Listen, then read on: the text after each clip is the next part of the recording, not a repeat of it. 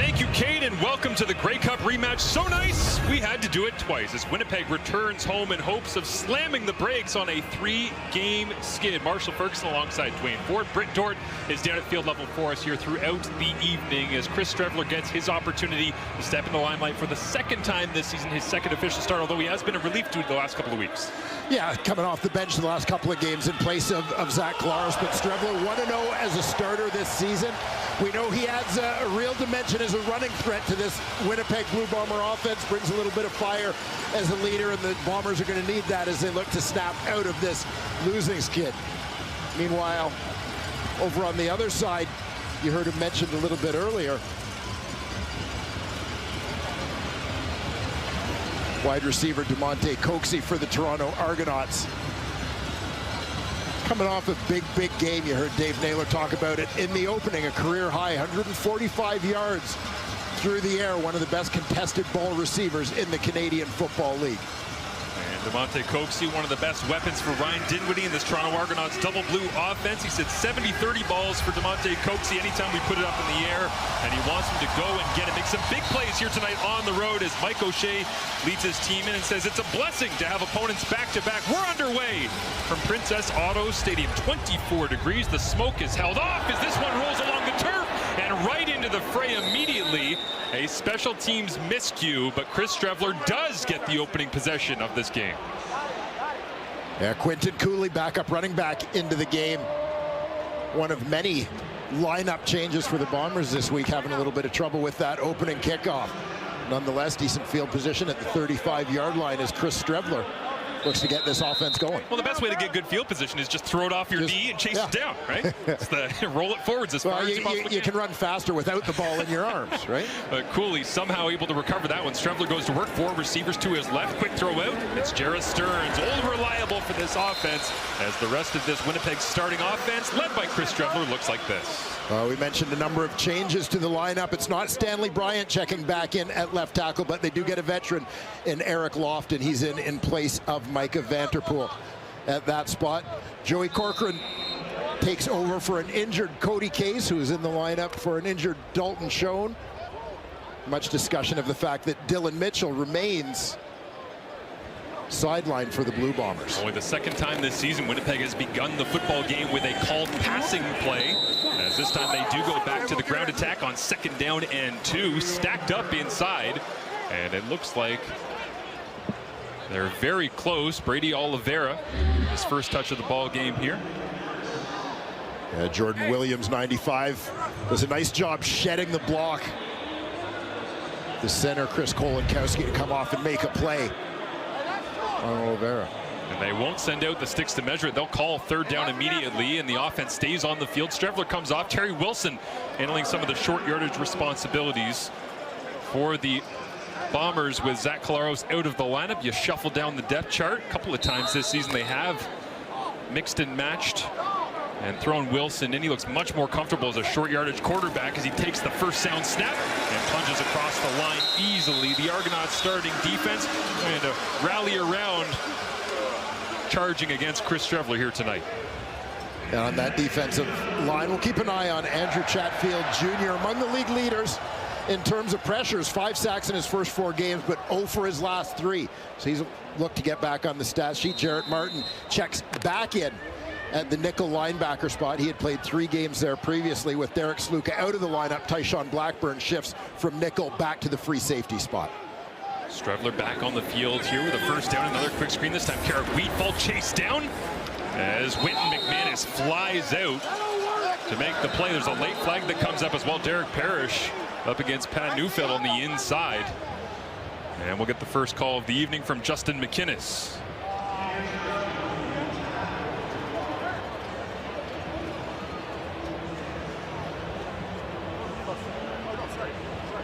Parrish was mixing and matching in the first matchup of these 2 teams last week back at BMO Field.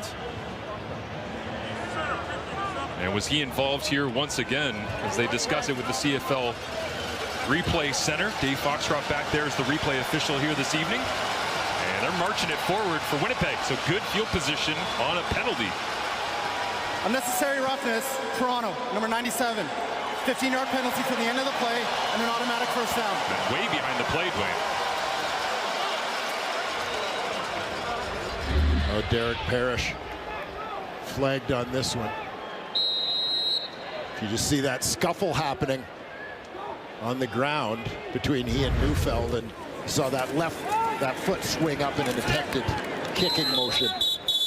Yeah, a little bit too close for comfort for Justin McInnes there, who saw it first person, and so it moves the football forward. But just seeing Chris Strevler in control of this offense, and him and Zach Collaros back and forth. Unfortunately for Winnipeg fans, they've seen it several times over already this season. A neck issue that Zach is dealing with. Sat out the second half last week back in Toronto, and he doesn't get the start here tonight. Yeah, and obviously a loss anytime you lose a two-time MOP, very experienced quarterback, a guy who has had a great deal of success in this league. But don't overlook the fact Chris Strevler in his 8th pro season. Strevler goes underneath, catch is made, saw that plenty of time against the Toronto defense last week. Joey Corcoran makes the grab on the shallow crosser. And you asked Strevler this week about the idea of, does it feel like a lifetime ago since you got your first CFL start? He said, a couple of lifetimes ago. It's a long time he's been in and out of the league. Yeah, a lot of stops in his NFL journey along the way, but he really feels that the experiences he's had being a backup quarterback, but picking up things from all the various veteran quarterbacks he's been with along the way, obviously Zach Collaros included. You know, he feels like he has really refined his preparation process. Sergio Castillo, fan favorite, wants to stay that way as he hammers this one from 45 away and off the uprights. 13 for 14 on the season. Made one from 58 yards away earlier this year, but that one no good from 45. So no points on the board, and a promising drive for Winnipeg, and Nick Arbuckle trying to rekindle some of that Grey Cup MVP magic here in Winnipeg. It's these Winnipeg Blue Bombers, 316 yards and a pair of touchdown passes. He's over 2,000 yards passing on the season as well. It's those 8 interceptions, though, tied for the league high with Zach Collaros, that has head coach Ryan Dinwiddie wanting him to play within himself, though, here tonight. Yeah, this is something Nick Arbuckle, another veteran guy, you know, fairly comfortable in his role. But I think for him, maybe less pressure, if you will, with Chad Kelly going on the 6-game injured list. And he knows exactly how long he'll have this role. Certainly gives him some clarity, and he knows many of the pieces that work around him here with the Argonauts starting offense. Yeah, you look at this group. Sage Dockstader was a late scratch last week from that starting guard spot, but 3 guys essentially on that offensive line were in their first year as Canadian Football League starters. And the receiving core waiting for Tavares Daniels to have a little bit of a breakout. Veteran receiver, he's been a 1,000-yard guy in this league. Can definitely be something of a game breaker to go along with Coxie. Arbuckle, they empty it out. 3 by 3 on either side. Pressure's on, and down he goes. Arbuckle wrapped up and thrown to the turf. He got his first sack in Winnipeg Blue last week, and now James Vaughters has his second. Yeah, it seems like James Vaughters is getting a little bit of momentum. Also chipping in with a touchdown last week. Right side of your screen, just gets the hands of the right tackle, John Boss, off him. It's a nice job with the hand fights, swatting away the hands of the tackle on his punch. The Toronto Argonauts have gone empty 3 by 3.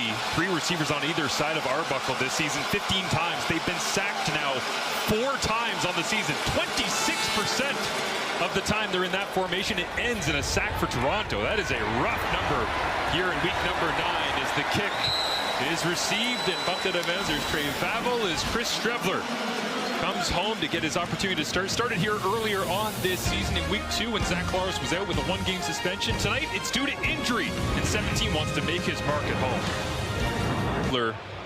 In meeting rooms with Aaron Rodgers, Kyler Murray, Lamar Jackson through his time dancing through the NFL. Here he is in the CFL last week in the rain, trying to control the football and put it in the best spots possible. But man, it was a battle uphill in that second half, down early on in the game as well as the conditions worsening. Yeah, definitely more favorable conditions for a quarterback, for offenses in general. Right, the first half of that ball game in particular, ball security an issue for both teams. And as we talked about, the team that's best able to overcome it, adjust, and deal with the adversity was the Toronto Argonauts, and a big part of why they won the game. Arbuckle felt that very much as this one gets knocked up in the air. It's intercepted. Cam Judge had a pick last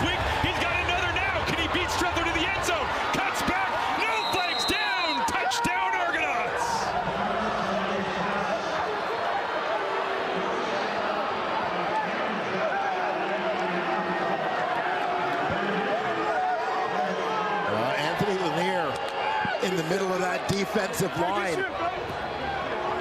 Got his hands up to bat that one down. Cameron Judge, the beneficiary on the tip drill, scoops it up.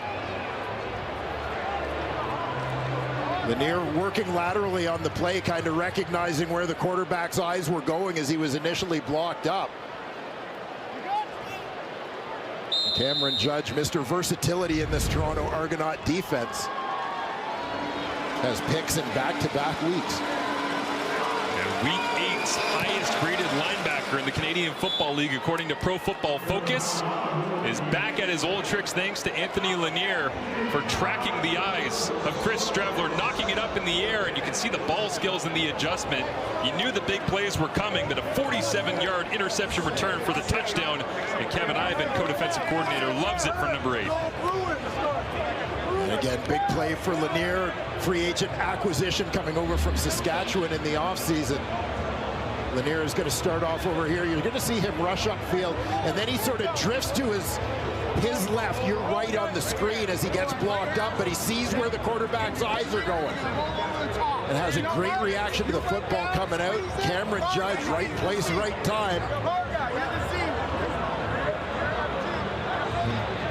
Cameron Judge can motor a little bit. He's off to the races on that one. Done a lot of Argonauts games this year, Dwayne, and you get the sense Cam Judge early in the season dropped interceptions, nearly had a sack, didn't quite get there. A fumble's on the ground. Oh, he just missed it. He was so close so many times Had to get it done early for you, baby. to making some big plays, and he finally has one here in back-to-back weeks against Winnipeg. An interception and a game-changing play as well, setting the tone as the offenses struggle back and forth. So a defensive touchdown for Toronto, just like Winnipeg had in the first half last week with James Vaughters on a fumble return touchdown.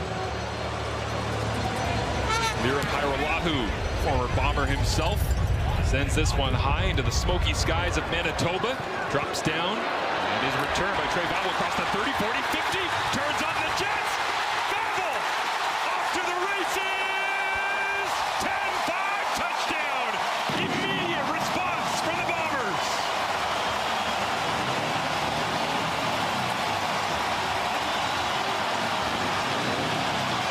And you can see this one shaping up early, a little bit of separation in terms of that web, that net in kick coverage for the Toronto Argonauts. Guys caught at different levels.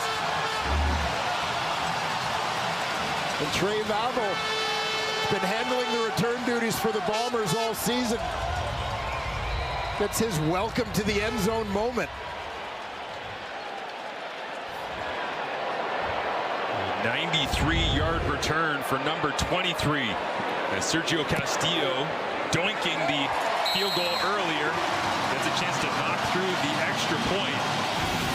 Janarian Grant on the other side, 13 career return touchdowns. Trey Vavel finally gets into the end zone, had 2 turnovers in 6 games and no majors. Well, no more.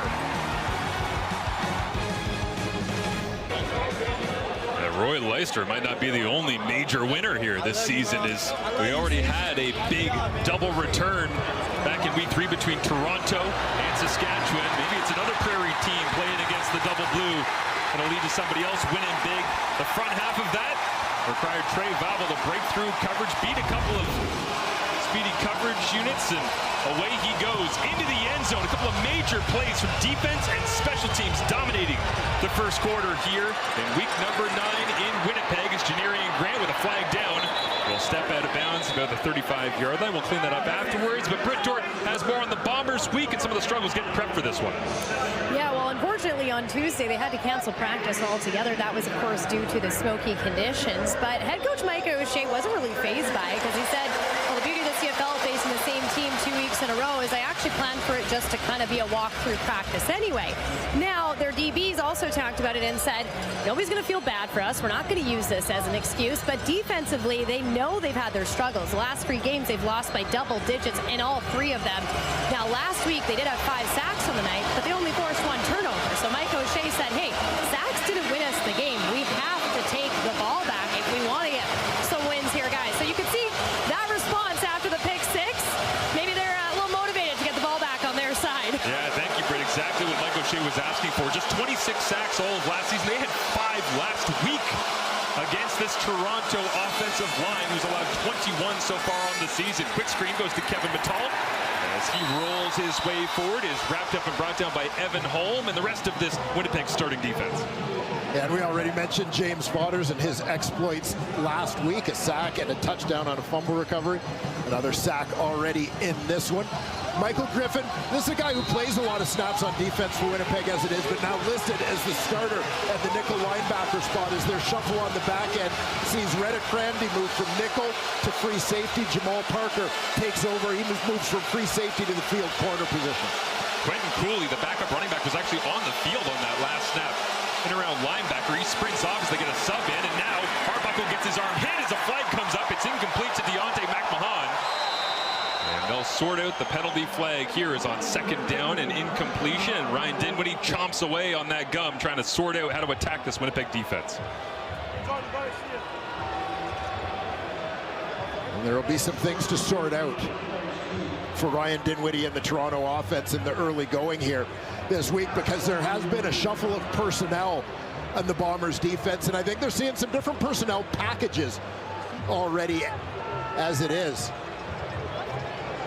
Jonathan Jones, the former Argonaut linebacker, coming onto the roster this week, making his Bomber debut. Reddick Cramdy playing back at free safety here this evening in conversation with Jordan Younger. Younger. On the field was an incomplete pass. Offside, Toronto, number 80. That penalty is declined. Third down. So third down as DeVaris Daniels went offside, and Winnipeg has no interest in having to get another stop to change field position, so they will allow this one to be sent away to Trey Vavel, waiting back to receive after his massive kickoff return touchdown just a minute ago. And Vavel, who had that big return, actually didn't spend a lot of time on returns last week because he ended up playing a lot of the game on defense. Yeah, mid-game substitution, as Mike O'Shea said. Jordan Younger's got all the flexibility to make those calls in the middle of the fray, and he did by putting Vavel in. As this one goes out to the sideline, as Chris Strevler watching on with plenty of entertainment here. He didn't really love the first one, but maybe the second a little bit more appreciative as we see the tip from Anthony Lanier into the hands of Cam Judge.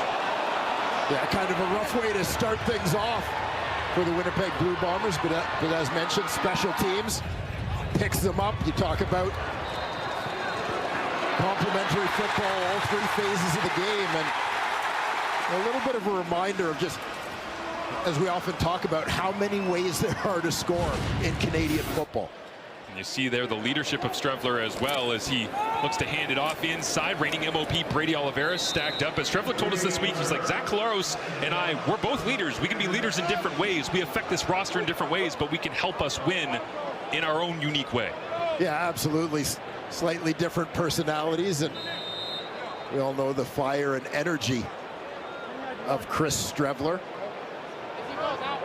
Both great competitors, as you see Trey Vavel still trying to catch his breath after a couple of returns back-to-back. 4 receivers to the left of Chris Strevler here. Pressure look from the Argonauts as Strevler steps up, looks to throw, and he'll get thrown down to the turf. Derek Parrish in amongst the mess, but the play is made by Aaron Casey, filling in at that rotation weak side linebacker spot as they get plenty of fresh bodies to rush off the edge. Yeah, Aaron Casey coming from second level, left side of your screen. But you can see in that situation, Brady Oliveira picks him up, but didn't realize how close behind him Strevler was in that instance. Strevler ran himself into that one a little bit. Looks like he might have wanted to take off, but by the time he had that idea, nobody was open as Janarian Grant receives this down at the 10-yard line, stutters, and gets whacked. Tanner Cadwalder, who has 7 special teams tackles, can't bring him down as a flag is thrown as well. Cadwalder chases it down from behind after missing the original tackles. The Wilfrid Laurier Golden Hawk alum makes the play at the end, and Chris Strevler fighting his way through this Toronto defense. It'll be a battle all night long here in Manitoba. Special teams, the all-important third element of the Canadian game. Their special teams coordinator Mike Miller at the helm, standing alongside Ethan Ball. It's caught the eye of Luke Wilson on the big return, and specifically the prep going into this one, Luke. Totally. You know, if you look at that first kick of the game, it worked out in the Argos' favor, because you come here, you have a directional pop-up kick, and if you watch what kind of happened, it was the fumble. It ends up being a bit of a communication error here between Cooley and Vavel. Vavel's right there. Cooley's not sure, hey, what's going on? We dropped the ball. They're very lucky to get on it. I said, you got to give the flowers to Mike Miller. He goes, he cleans this thing up. Watch how clean this looks now. Cooley goes right away. Yep, we're good. Vavel knows. They go back to the well, that being the Argos, and he's not touched. It's blocked up very, very clean. I guess he gets clipped on the ankles there. He breaks this thing. And I will say, after the Strevler pick, this building was quiet, and to come out here, it has electrified this atmosphere. They got obviously a great home crowd, and it is on fire after that kick return. Huge play. You got to give the special teams coach a great nod to the cap of how he adjusted there. Yeah, absolutely. You can feel the energy get zapped when Cam Judge hit the end zone, but immediately back into it here as the crowd, as the defense hits the turf, and this one complete to DeMonte Coxey. But it's a good eye by Luke there, because yeah, that was total miscommunication on the opening kick, and he didn't even have Cooley have to get a block in order for Vavel to get into the end zone that time, because exactly. It was set up so much better for the return touchdown. Yeah, and you see in their design, obviously Vavel is the guy they want to have returning the ball. Cooley is supposed to be in a position as a lead blocker. And obviously when they get in the desired roles or the designated roles, the return worked a heck of a lot better. Nick Arbuckle, the man until at least week 15. If Chad Kelly stays on the 6-game injured list, he's going to have plenty of challenging plays in front of him in this one. Here's 2nd and 1 as he'll turn around, hand it off to Mac Mahon, who puts his head down, runs into a wall. And did he get there? Great job by Kyle Wilson coming up alongside Jay Pearson as well.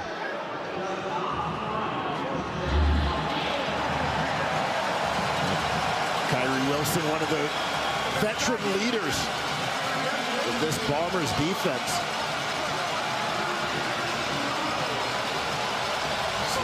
Slides off his block to get in the face of Deontay McMahon. And we see James Waters getting in on that one as well, it appeared. Vavel goes back once again, but a great stop by that Winnipeg front. Everybody flowing to the football, including Kyrie Wilson. And so Haggerty will have to send this one away once again from deep in his own end. Field position, not the friend of the Toronto Argonauts. Unable to sustain drives here in really great Friday night football conditions, as Willie Jefferson got close to that one. And Vavel will catch it at his own 40-yard line, dances away from 2, spins down the sideline, and is pushed out of bounds. Based on the best-selling novel by John Grisham, The Rainmaker. New series starts Saturday, August 16th on USA Network. Stream next day on Crave. I know you've read all the Grisham novels, right? So I've seen some Grisham movies. I've seen your library. It's full of Grisham. It's Grisham everywhere. Yeah. What up? What up? No, it's my mom's library. As Chris Strevler gets the call in here.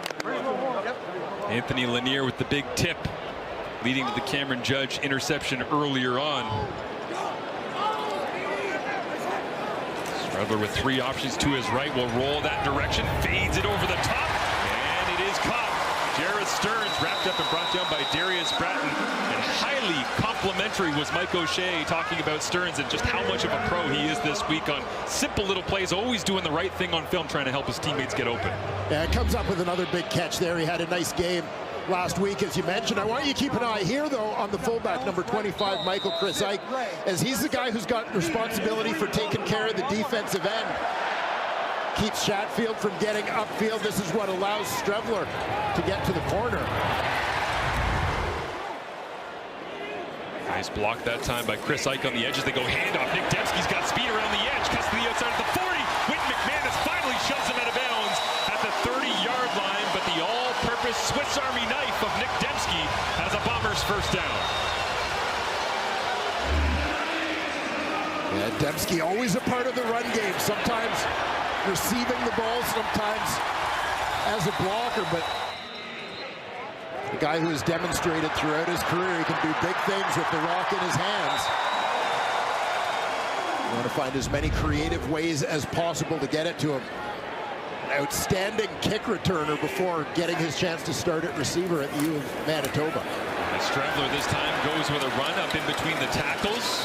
Paul Lapalisse in studio last night for the Calgary-Ottawa game was saying he fully expected them to go with a little bit of called run. Jason Hogan, offensive coordinator, as Cameron Judge down, and looks like he's favoring something in his hand or wrist.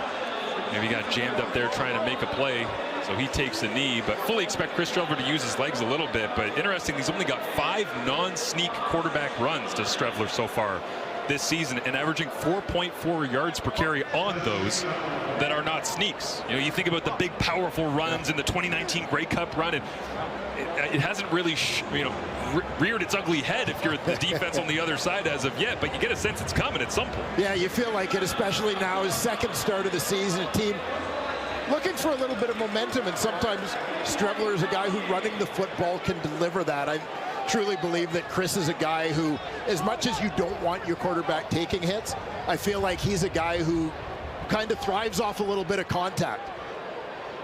And we saw that in his first start of the season here at home against the BC Lions, where in the second half struggling up and down the field to get into a rhythm. He took a couple of hits and started making some plays as Isaac Darkangelo checks in place of Cameron Judge. As Strevler under center goes hard count. And it looks like he caught Toronto, or is it procedure?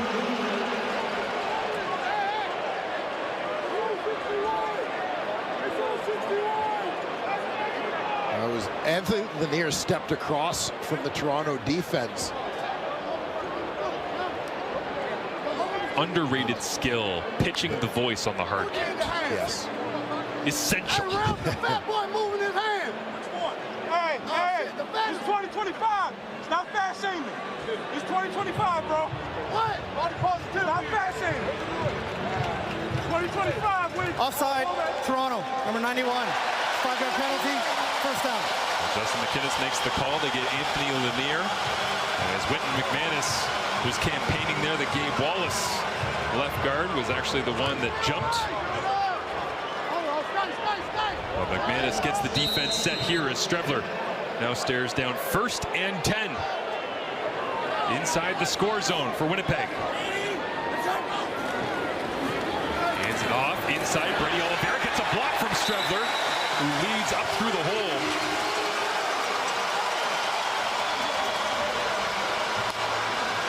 As we take a look at this one in the work of the Winnipeg offensive line, watch the cutback from Oliveira, sells it front side, gets the defense to start flowing a little bit before he bends this one back. But Strevler now with a sprint to the right, puts his head down, and Strevler uses the legs, thundering into the end zone for the Bombers touchdown. You wouldn't be able to tell by those last couple of plays and how dominant they were up front. Winnipeg had only 26 score zone plays coming into tonight. Toronto nearly double with 50.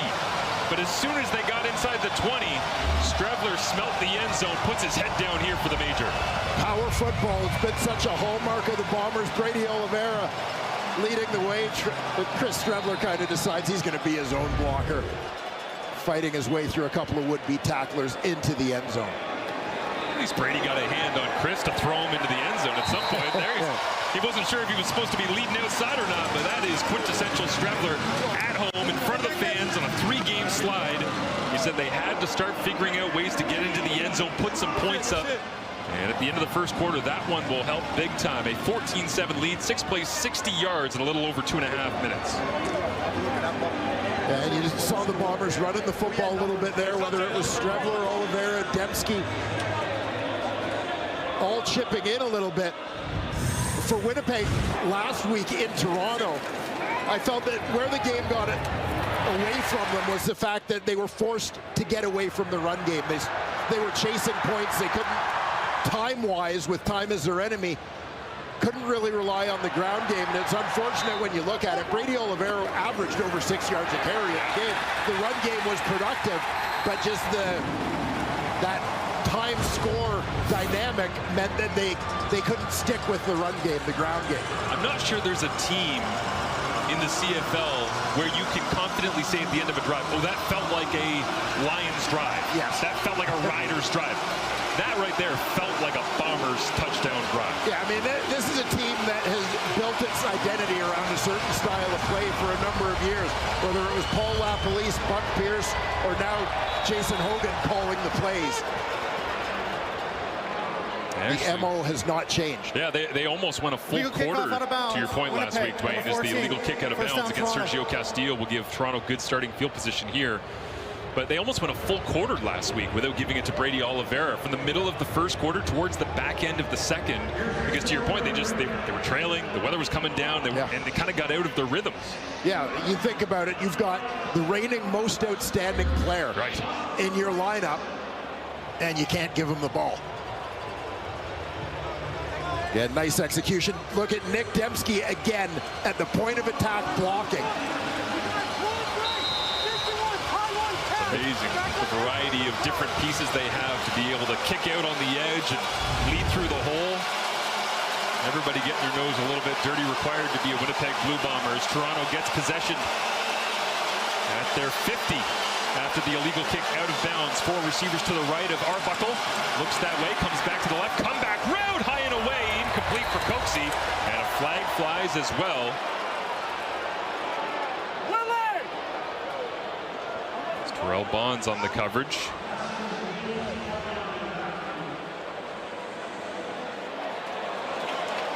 And it looks like a holding call against the Argonauts.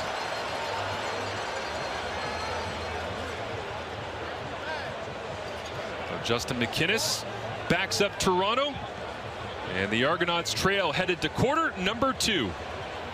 Holding Toronto.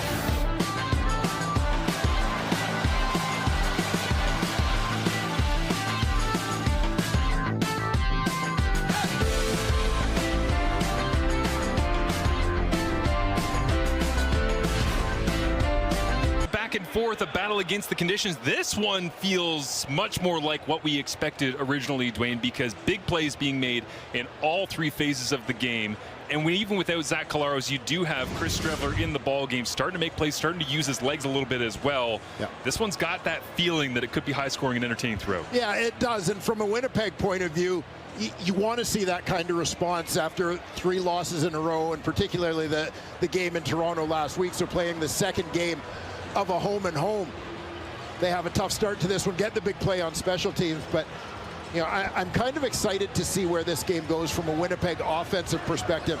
As we mentioned, as we're seeing this variety in the, I don't even want to say how many heads we might see on the monster that is the Winnipeg run game in this football game, and seeing how the Argos are able to adapt to that. I haven't said the name Kevin Mattal that much yet either. He was a big player in that ball game last week at home. 5 catches. As Nick Arbuckle looks outside, Demonte Coxie, really the savior of this Argonauts offense, breaking away from 2 tacklers. It takes 5 Bombers to get there before Coxie gives up ground. And on second and very long, after the setback at the end of the first quarter, it'll leave them with second and about 12 yards to go. But Demonte Coxie, one of the true standout players in the Canadian Football League, and really evolving as a player in 2025.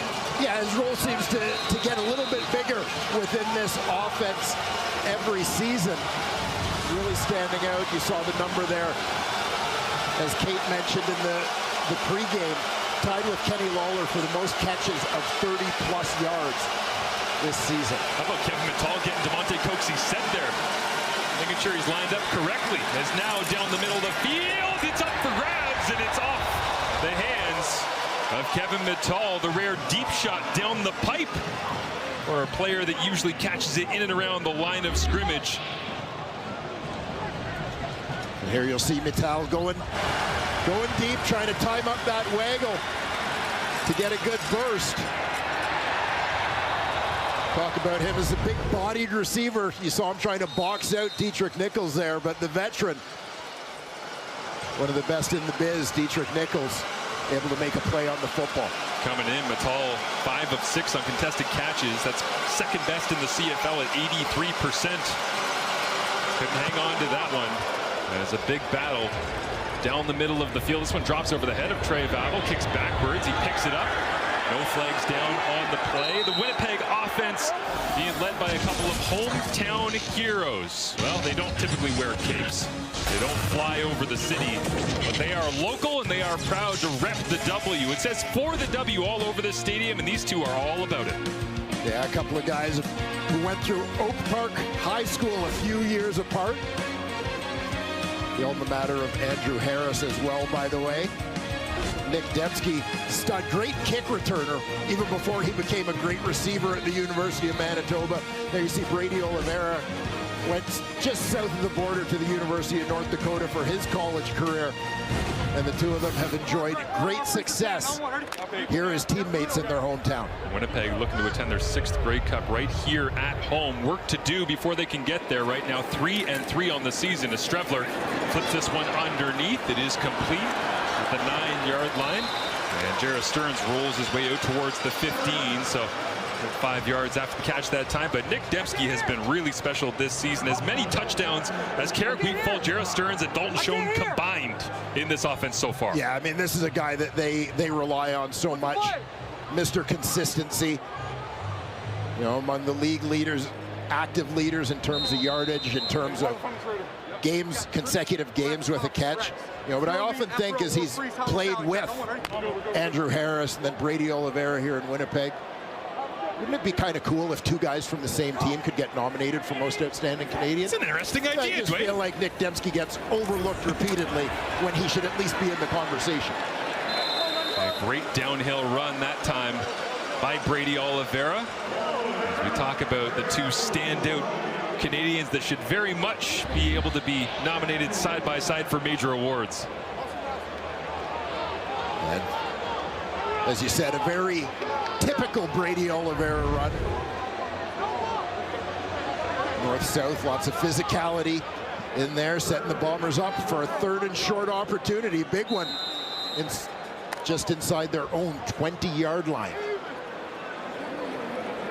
Terry Wilson checks into the ball game here, loaded front for Toronto, and once again Wilson looking so comfortable in that short yardage package. Is a little wrestling at the bottom of the pile. Wynton McManus mixing it up with the backup quarterback, but Brady Oliveira obviously missing a couple of games earlier on this season. Only played 2 snaps before he got dinged at the start of the season. This week's 3 and 4, but he's averaging 20 targeted touches per game in weeks 5, 7, and 8 since he's been back through the air and on the ground.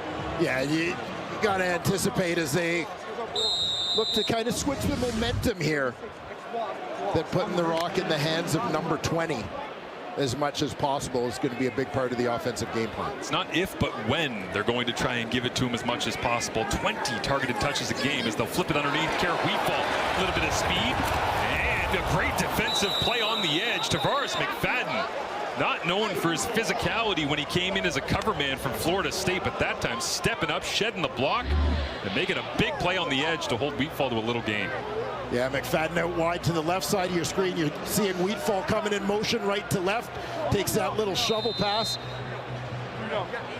McFadden doing a good job fighting off the block of Joey Corcoran to make a play, as it looked like McFadden had, Wheatfall rather, had some room to roll on that one. Shuts it down quickly, and it creates 2nd down and 6. Easy. Nice throw that time from Strevler, in rhythm, completes it to Wheatfall and moves the sticks. And plenty of discussion here on the sideline. Looks like they're sending in the heavy package with Tuile. And there you see Wheatfall out wide, Benji Franklin the corner, giving him some space. See, and Strevler just taking what they're given. Benji Franklin watches on, trying to diagnose with Tyshawn Blackburn playing on the back end here with Derek Sluka out with an ankle injury this week. And Winnipeg goes right down the middle, and just like last week, Wynton McManus and Brady Oliveira meeting in the middle of that defense. And two guys who come into a game against each other certainly knowing that they'll find themselves nose to nose on a regular basis. Here's a little look last week, Brady's first carry of the game. Wynton McManus there on the tackle. And you've got to love this little display of mutual respect as they've got a little smile and a tap for each other. It's highly competitive. It's professional football. It's dog eat dog, but that looks like two kids playing at the park that just appreciate how good the other one is. As Strevler steps up in the pocket, trying to get away, wrapped up and brought down. And once again, it's Aaron Casey in on that second down package, just kind of sifting his way through the traffic and getting a second sack of the night.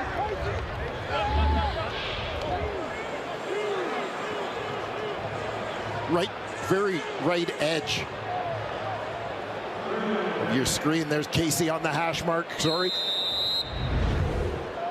Fights through the middle. Becoming a little bit of a specialist. He's finding his way into the lineup. Maybe they've sensed through practice that he is great at that role of wait it out, let the play come to you, and bring down the quarterback as Janarian Grant returns this one across the 30. Out to the 35-yard line is the Winnipeg Blue Bombers' largest leads in their first 3 games. They were up 15, 13, 17, winless in the month of July. Trying to pick it up with this offense as Aaron Casey says no on Friday night. Barely the battle we thought we were getting in this one, but a back-and-forth matchup between Strevler and Nick Arbuckle. Brent Dort has more. Well, Chris Strevler, you may remember, got this start for the first game of the year for the Bombers, and he actually joked with us this week that this is why the CFL, every team, you need 2 quarterbacks. And we're seeing that across the league right now in many different areas, including for the Toronto Argonauts, because when it comes to Arbuckle, we're going to see a little bit more of him as the news broke this week that Chad Kelly has officially been placed on the 6th game. Dinwiddie and the medical staff just pointing to the fact they don't feel safe about him right now. But the biggest thing from Arbuckle, guys, that I like that he said is he's kind of gotten rid of that placeholder mentality and really feels like he's gained some confidence and feels like he can be such a leader for this offense going forward. Yeah, absolutely, as they're both building confidence, and who knows when Chad Kelly will be back. At this point, we don't know when Zach Collaros will be back, so these guys at the controls of their offense, and that time Arbuckle delivers to DeMonte Coxie, who just runs through the tackle attempt, bowls his way for a first down. Yeah, and you touched on it earlier, Marsh, that DeMonte Coxie really is sort of the safety blanket, it seems, for Toronto Argonaut quarterbacks. He and Nick Arbuckle really starting to develop some chemistry together, and it's not just the deep balls as you're seeing them on the quick hitters as well. Arbuckle looking to the lone receiver, tipped at the line of scrimmage, hands got up and knocked it away. They were trying to go back to Coxie, but 2 Bombers back there in coverage, taking him away.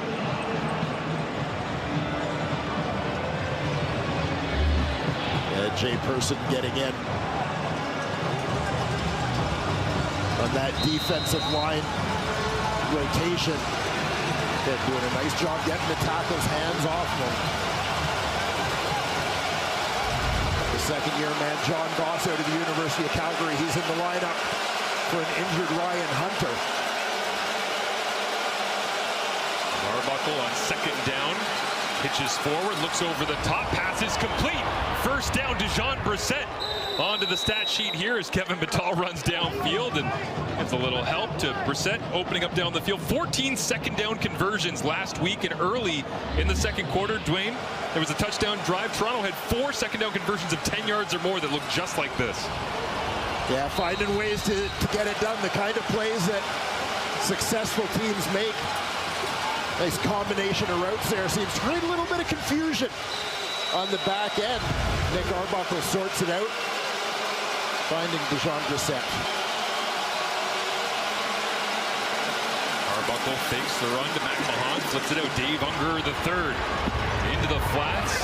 And a nice play that time, flying up is Jamal Parker from the outside to bring down Dave Unger, who gets himself involved in the action here as Toronto mixing and matching as many different pieces as they possibly can to chip their way down the field. They're left with second down and about 6. Yeah, finding that balance offensively. You mentioned Jamal Parker in on the tackle. Had been the starting free safety, taking over there from Brandon Alexander, but in the shuffle, he moves to corner in place of Marquise Bridges, the wide side. Snap comes up to Arbuckle. Looks over the middle, and this went off the hands of Kevin Battal. Can honestly say that might be the first time this season that we've seen that coming into the game. 42 catches on 47 targets. And Mittal, the inside receiver in this trips formation.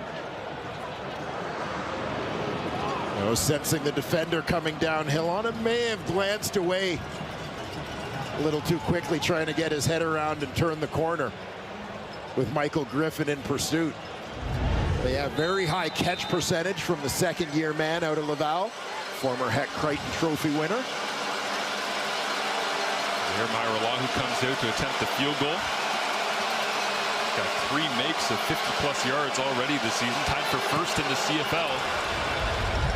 As this one, smooth as ever for Hairolahu, as Winnipeg hasn't played a game decided by less than 9 points all season so far. Got a feeling that's changing here tonight on Friday Night Football. Down, hang out, be able to see Shea and everything, and then he's coming back and joining a football game. I mean, he was at Tiger Cats games before he was ever an MVP. Now he is. I was going to say, one of the things I love about Shea Gilgeous-Alexander is, with all the success he's had, he remembers where he came from. Absolutely, yeah. The best athletes always do. As we talk about the hometown heroes of Brady Oliveira and Nick Dembski, and Brady gets the carry, churning the legs off that left-hand side that time, following Eric Lofton, who's into the lineup here, coming back from a knee injury, makes his season debut with a couple of other injuries on that left side. Stanley Bryant still out. Vanterpool, that was in last week, out with an ankle as well. And it's 2nd down and 5. Gaining a little experience alongside second-year man Gabe Wallace on that left side with Lofton's return. They'll go back to the ground game here. Oliveira lowers the pad level, runs directly into Aaron Casey, who's got himself a 2-sack night already, but Brady fired up playing here at home. Badly wants to end this 3-game losing skid. Here you'll see Aaron Casey with a couple of sacks, had one last week as well, demonstrating that he is not a one-trick pony in the pass rush game. Getting after it on second downs, but he'll defend the run for you as well. Doing a nice job there. Oliveira, 13 carries, 82 yards last week against Toronto. As he gets another touch here, and this time he's turned around quickly. With McManus always scratching at the football, trying to get it out. Casey, you see there at the bottom of the pile as well, as Anthony Lanier there with this place, a couple of banjo bowls when he was playing over in Saskatchewan. Making plays comfortably here at Princess Auto. Lanier, an interesting guy, can play a little bit inside, off the edge as well, so adding versatility to a Toronto Argonaut defensive line that was pillaged during free agency. Just striking me as we're watching Lanier and talking defensive lineman. Lorenzo Malden, first sack of the season last night, has a hard count. And Strevler, when flags come up, has a free play, throws this one into traffic, incomplete, and more flags come out from behind as Darius Bratton was all over the back of Nick Dembski. Jared Stearns in that play as well.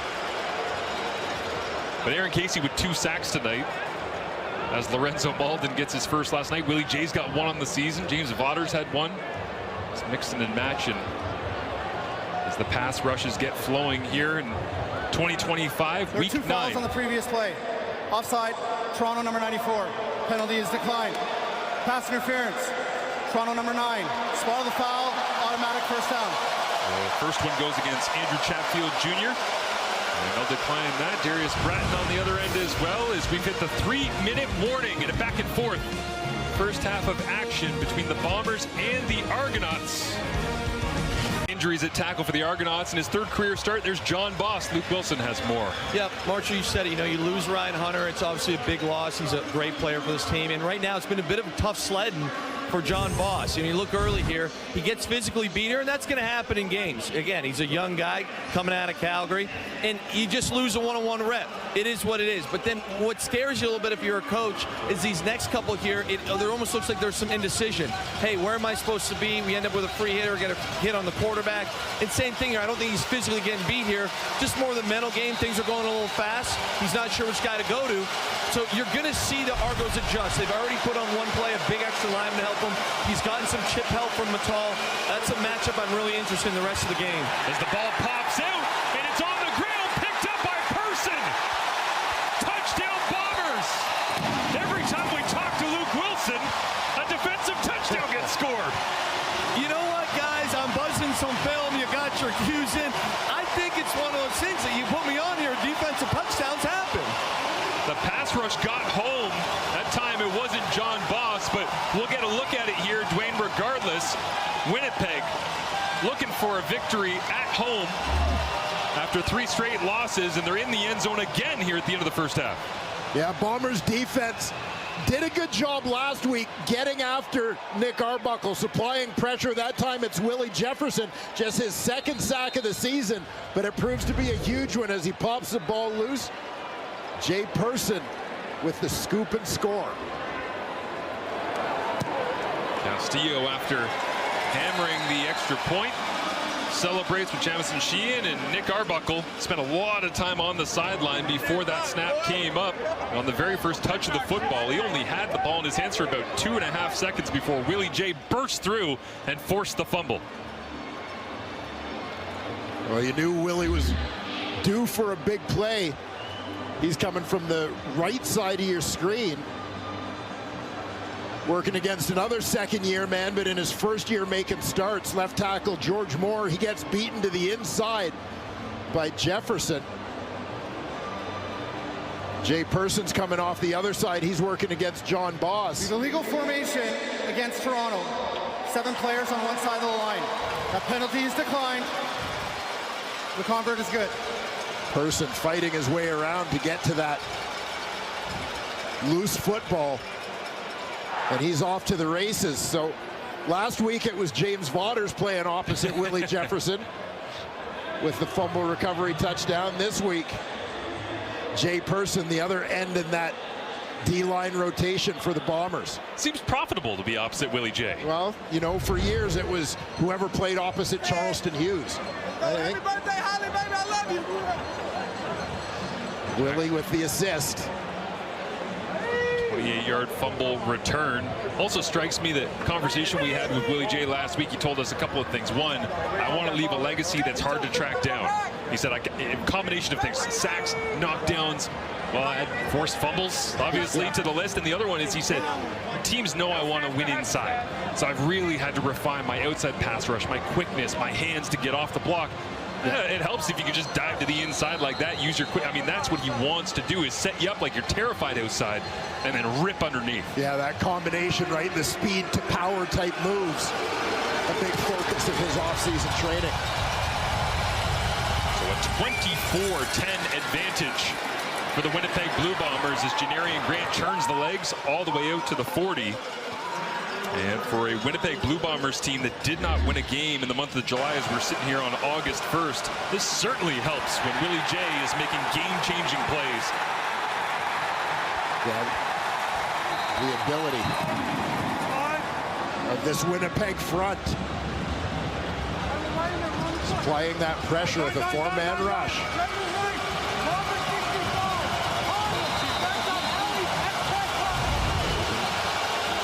See the frustration from Argos head coach Ryan Dinwiddie.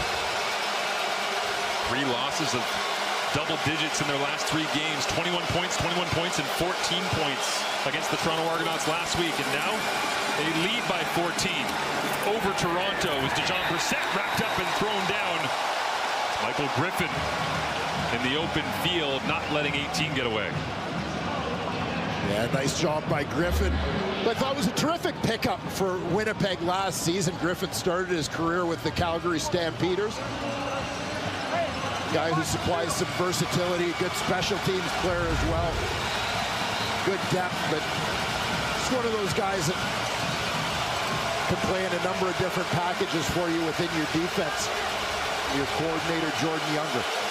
9 straight sellouts here at Princess Auto Stadium despite the 3-game skid, and the crowd into it on 2nd down and 11 at the end of the first half with a 14-point lead. That's complete. DeMonte Coxie has it, but Terrell Bonds won't let him get near the first down marker. And Toronto will send out John Haggerty in the punting unit. As you see some different looks from the Winnipeg defensive front, you'll notice James Vaughters and Willie Jefferson. They get both of their starting defensive ends lined up on the same side, moving around a little bit. Vaughters will rush. You'll see Willie loop to the inside here. Almost finding his way home, but looking to create some confusion for that young offensive line. I had a chat with the Argos O-line coach, Chris Sweet, prior to the game tonight, and he talked about all these young guys, great young men doing a terrific job. They're all eager to learn, but a lot of teaching going on. in that O-line meeting room right now. Willie Jefferson right in the middle of that rush on the punt. Can't get home, so it drops down to Trey Vavel with a kickoff return earlier in this ball game. He gets to the outside, makes two-man miss, makes Aaron Casey miss on the corner, turns on the Jets, cuts it back at the 50, and can he go? Trey Vavel, say no more! A double dip of return touchdowns.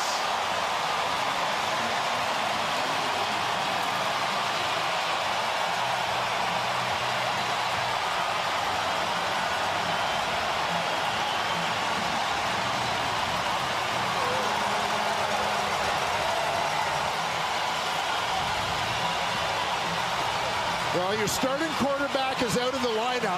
How big a lift is it when your offense gets a boost in the form of 2 special teams touchdowns and a defensive touchdown in the first half of a ball game? Trey Vavel absolutely feeling it here in the opening 30 minutes in Winnipeg. On fire. And Mike Miller, special teams coordinator, must be smiling from ear to ear as steam comes out the ears of Ryan Dinwiddie, trying to figure out how his team is down 21 points out of nowhere, and that nowhere is special teams and defense. Yes, sir.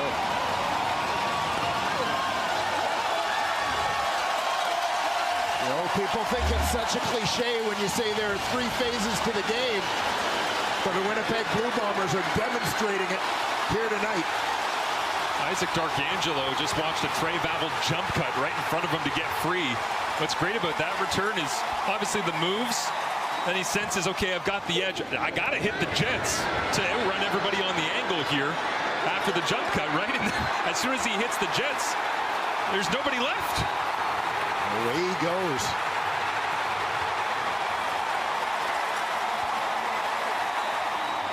They have been longing for celebratory smoke from the fireworks to hang here in Winnipeg for a while, and Trey Vavel making that a reality right now.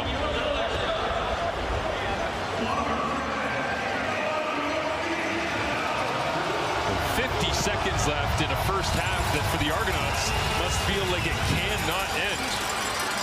As Janarian Grant trying to answer, gets a little bit of breathing room, and it's brought down at the 35-yard line. My memory is money horse, this river that I'm in.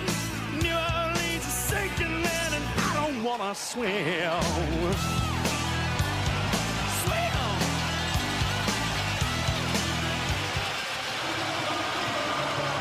Trey Vavel, 2 touchdown returns, 93-yard kick return, 96-yard punt return. Derek Sluka not in the lineup tonight. The Toronto Argonauts had those missed field goal return and the fumble return touchdown earlier this season on the road at Ottawa. Vavel doing it here at home in his own unique way on special teams. As Arbuckle looks to throw pressure on this one, tipped at the line and mercifully hits the turf, incomplete.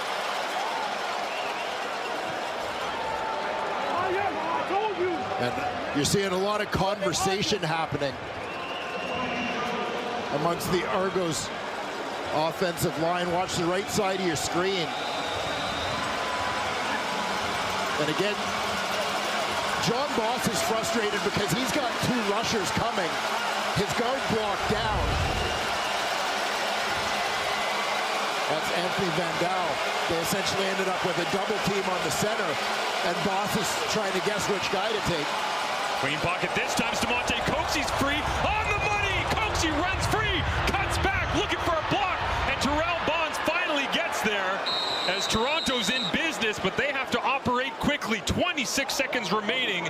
They missed the home run shot a couple weeks back down this left sideline at the end of the first half. They went right back to it, and this time it connects. Watch Demonte Coxey, bottom of your screen,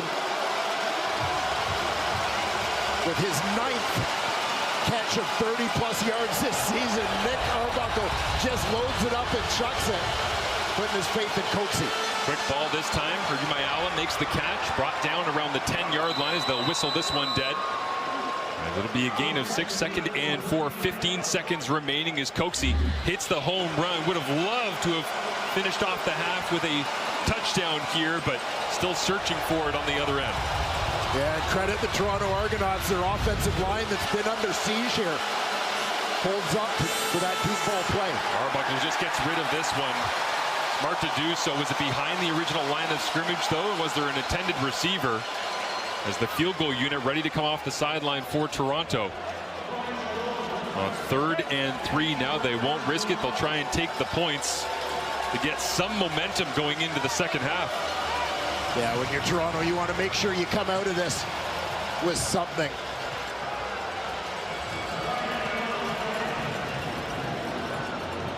The ball behind the original line of scrimmage. Didn't get back to the line, not outside the pocket. Respect intentional grounding. Yep. Toronto, number 4. Spot of the foul, 3rd down. Yeah, line of scrimmage is the 10. You see that one bounce at about the 12. And as much as you would have loved to have had a last drive touchdown here, trailing by 3 touchdowns, very important that the Argonauts come away from this opportunity with points as they send out Liram Hairolahu in the field goal unit. Got the sense their best chance to put some points up on the board in the form of a touchdown was Coxie finishing off that explosive play. And once he couldn't, kind of thrown up into the air that time, and with 4 seconds left on the clock, Arbuckle looks it over as Kate, Enoch, Dave, and Milt back on the panel, coming up at halftime here on Friday Night Football. Break it all down for you.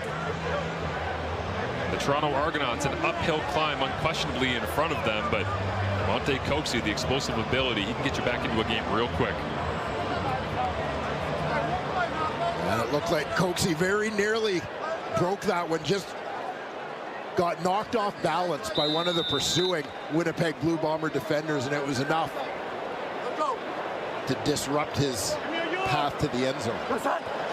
Chris Strevler more than happy to round out the first half here. Lets the clock strike 0 and takes a knee. As big play after big play for Trey Vavel here.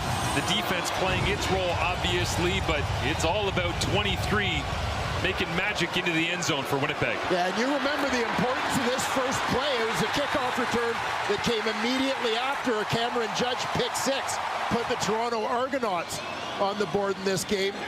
Trey Vavel answers the bell and puts an exclamation point on his first half, following up that kickoff return touchdown with a punt return touchdown in the second quarter. And Trey Vavel now joins our Britt Dort on the sideline.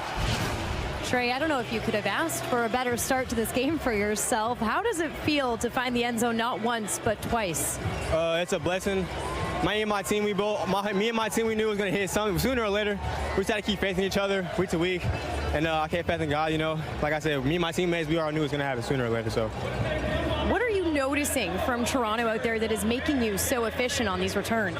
I'm not really paying attention to them, man. I'm just watching the guys kicking the ball and just believing my blockers and believing in God, man. My blockers are the ones that are getting me there. It's just all about us, all about Winnipeg. I'm not worried about anybody in front of me.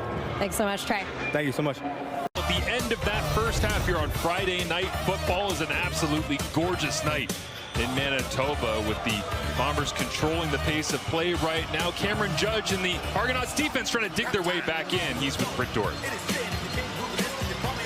Well, Cameron, what was the biggest message at the half to try to get some momentum back on your side?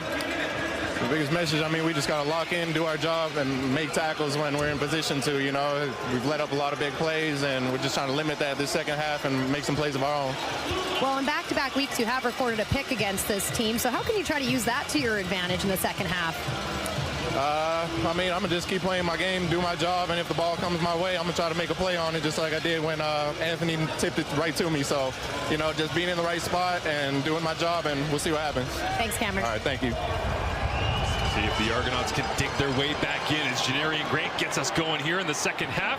And they makes his way out to the 35-yard line. Once again, the battle between these two teams to try and not be trailing at half. A combined 0-7 between the two of them when they have been trailing at this point. But Toronto up tough as Nick Arbuckle completing 10 of 15 passes in that first half. Not a lot of highlight reel plays outside of the monster 58-yard catch by Demonte Coates at the end of the first. Yeah, and it'll be interesting to see if they're able to dial up the deep ball with any regularity here in the second half. Luke talked about the struggles that they had in terms of pass protection. You need that O-line to hold up to throw the deep balls, and the deeper we get into this game, the more Winnipeg pins their ears back. What will the strategy be here for the Argonauts? They'll begin through the air. Mayala on the outside. Easy completion, gain of 18. And that's a good way to start if you are on that Argonaut sideline. Get a little bit of positive momentum downhill as the rarely used Herdy Mayala gets a touch. Yeah, Mayala with his first 2 catches of the season in this game. Veteran receiver, former first-round pick of the Calgary Stampeders. Also spent some time in Montreal and Hamilton, rather. Interesting journey around the Canadian Football League for the former first-rounder as he gets his chin strap reset to go on 1st and 10 just on the Argonaut side of the field. Arbuckle outside, goes back to Mayala, incomplete. Off the hands as Evan Holm was there in coverage. Holm, who said after that loss to Toronto at BMO Field last week, he felt like he missed more tackles than he's ever missed in a football game before. Just the difficult conditions, the tough turf, and slippery Argonauts running all over the place. Yeah, of course, a natural grass field at BMO Stadium in Toronto, so something that takes a little bit of getting used to for players in this era of field turf. And something the Argonauts were so good at last week, those second down conversions, 14 of them. Arbuckle looking for one big one here as Dejon Brissett catches it, thinks about cutting back, and now he does, leans forward, and he does get the conversion. Yeah, nice timing on this play as Brissett has a little bit of a delay out on the left side as he's going to let the 2 deeper routes clear before he breaks out to the flat.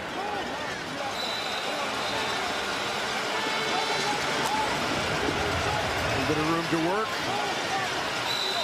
Boyd's getting cleanly tackled, just enough yardage to move those sticks. Bit of a bend but don't break feel from the Blue Bombers defense here early on with a 31-13 advantage.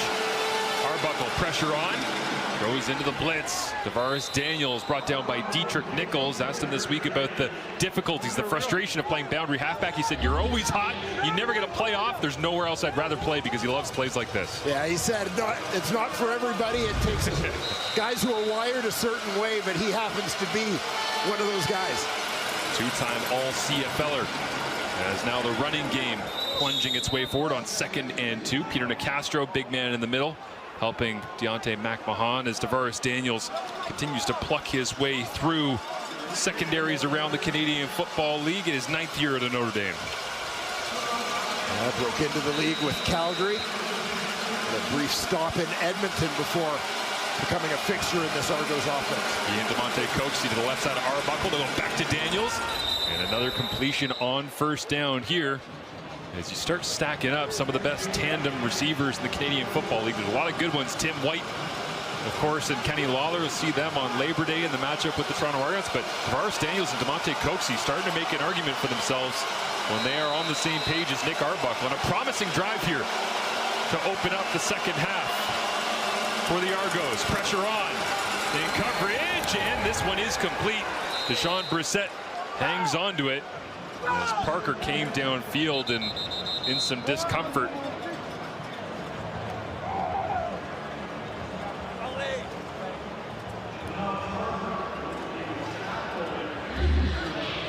You're going to see Parker's on his way to make this hit as the ball is in the air. Pretty quick collision after the ball is caught. Arbuckle did well to get that one away with pressure right in his face. Griffin flying downhill. And maybe could have been a little bit of friendly fire. So I believe it was the safety Cramdy who was coming downhill on that one. May have clipped the leg. Here you'll see Watch for his teammate coming into the picture. Yeah, good call, Dwayne. I think that was a bang play on that right side of the leg. So they'll take a look at Jamal Parker. We will step aside and return to Winnipeg as the Bombers turn 5 a.m. Pacific on TSN Plus. As Jamal Parker up onto his feet, walking off right now, as you see there onto the sideline. Looks like some changes on the back end for that Blue Bombers defense right now.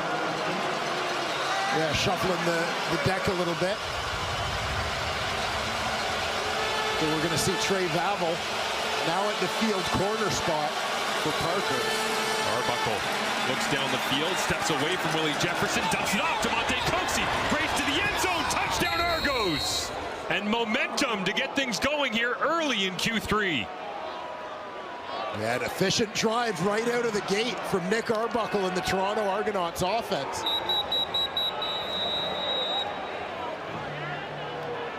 It seemed like as many struggles as the offensive line had in the first half. A couple plays where they looked fairly seamless in terms of picking up the blitz, getting things blocked up, allowing Nick Arbuckle some time to do his thing. Arbuckle buying himself time on that one, waiting for Coxie to work his way across the field. James Waters down on the field getting some attention from the Winnipeg training staff as Coxie celebrates. What strikes me about that one is when we talked to Ryan Dinwiddie about Nick Arbuckle, he says his arm strength might be better than it was. He might be a better athlete than people give him credit for. Super small play. But I don't think people don't realize how hard it is to just shuffle up the pocket away from Willie Jefferson. How far you actually have to shovel up the pocket to get away, and then it looks like an easy throw, but man, that is tough. Yeah, that range and reach of Willie Jefferson, and then just putting the right touch on the ball to find DeMonte Coxie.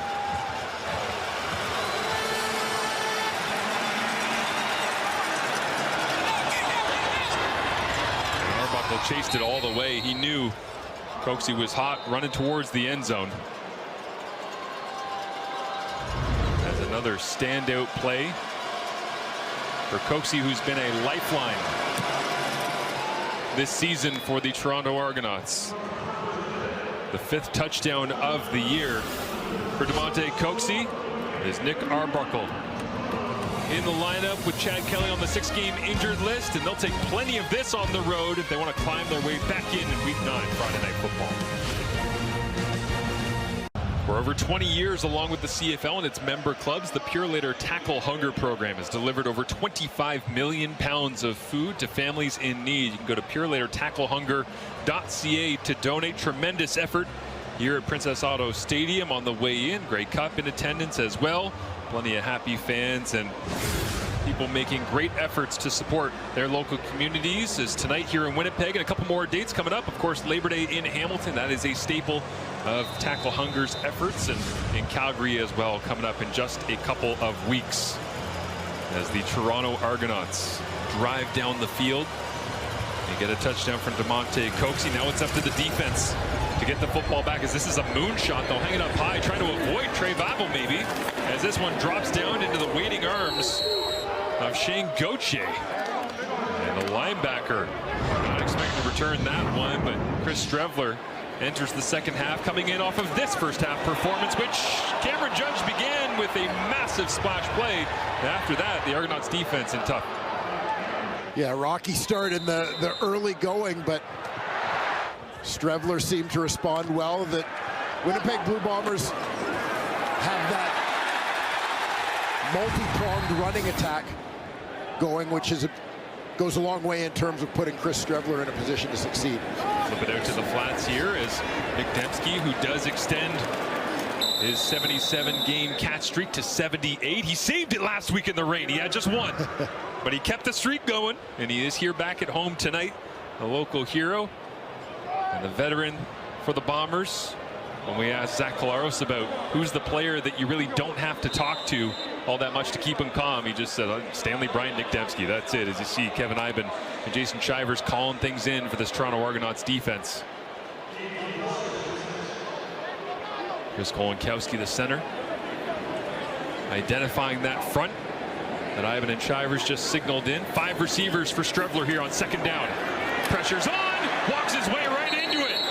And they'll blow it dead before he hits the turf, but down he goes regardless as Andrew Chatfield Jr. adds to his illustrious 2025 campaign. Yeah, we mentioned Chatfield, right side of that defensive line.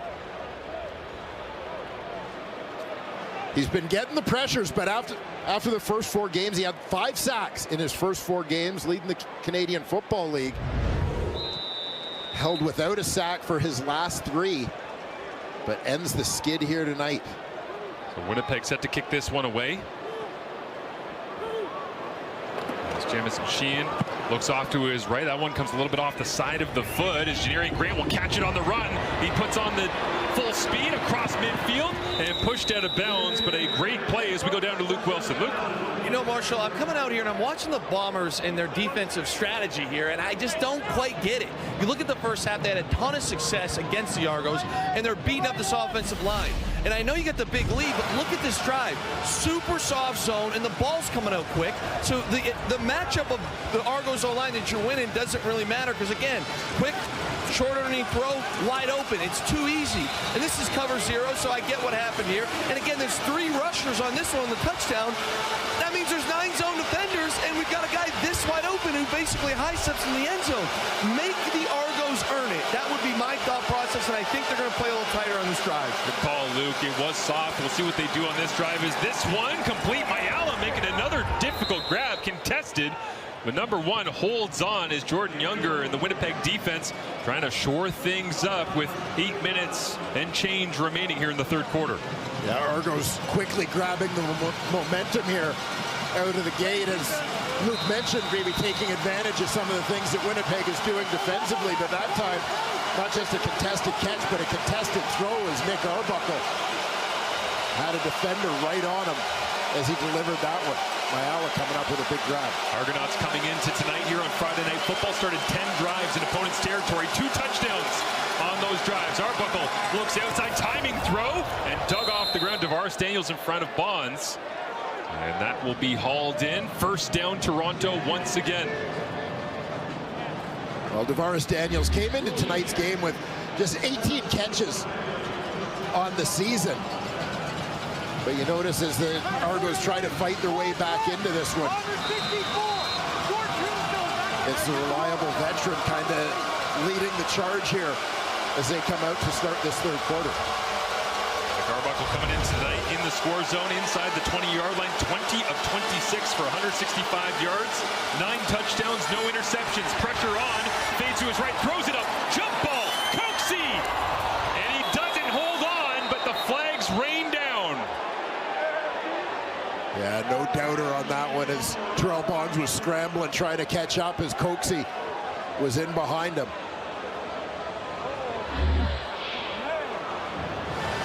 Watch right side of your screen. Double move.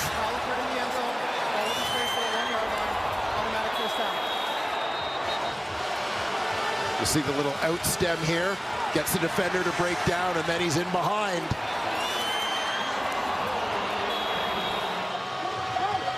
And Luke Wilson's got to be loving that route. Saw that he highlighted some of Devontae Coxie in the pregame. Setting things up. The pass interference puts the football at the 1-yard line. Arbuckle stands in the gun for now. Deontay McMahon in behind him. Snap is up, handed off. McMahon, cutback, runs right into a pile of blue and gold. And the gold helmets win that battle. Retta Cramdy downhill from free safety.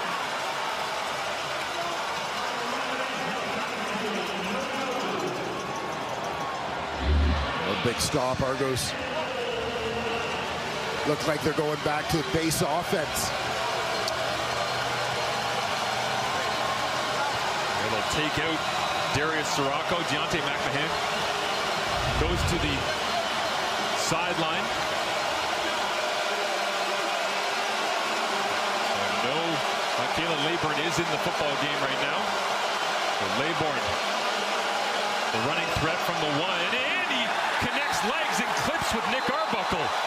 Regardless, I don't think Laybourne was going to get in anyways. 3rd and goal, trailing by 11 midway through the 3rd, and they'll send out the field goal unit. Yeah, going back to the base offense. try and get a defender out of the box, maybe a little bigger back there in Leyburn, but gets tangled up with his quarterback on the exchange. Never had a chance to get going. Asked Arbuckle about working with those different running backs.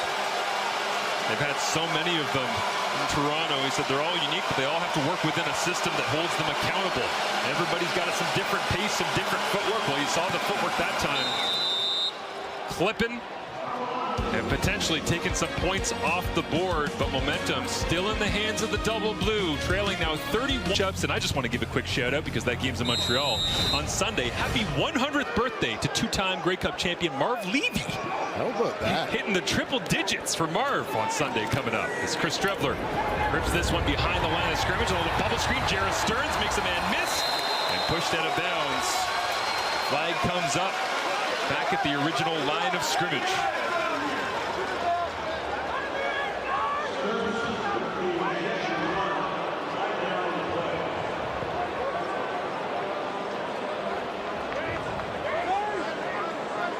Before yards were gained, illegal block, Winnipeg, number 81. It's a 10-yard penalty. We'll repeat first down. They get Joey Corcoran on the call. Yeah, and you suspect on a play like that as they're getting the ball near the line of scrimmage to Jareth Stearns that Joey Corcoran was perhaps trying to block a little early. Winnipeg Blue Bombers, fewest penalties overall, penalty yards given up, offensive penalties, special teams penalties. They are disciplined. That time blocking backwards towards his own goal line. And they get Corcoran, so it forces the Bombers back. Anthony Lanier, the first to get his hands on the ball carrier, is plunging his way up into the middle of the fray once again. There's Brady Oliveira. Yeah, a chance for the Winnipeg Blue Bombers to get back to basics and maybe slow this one down a little bit. Try and douse the momentum of the Toronto Argonauts here in the third quarter. Strevler 11 of 18 in relief of Zach Collaros last week, who's out here tonight with a neck injury.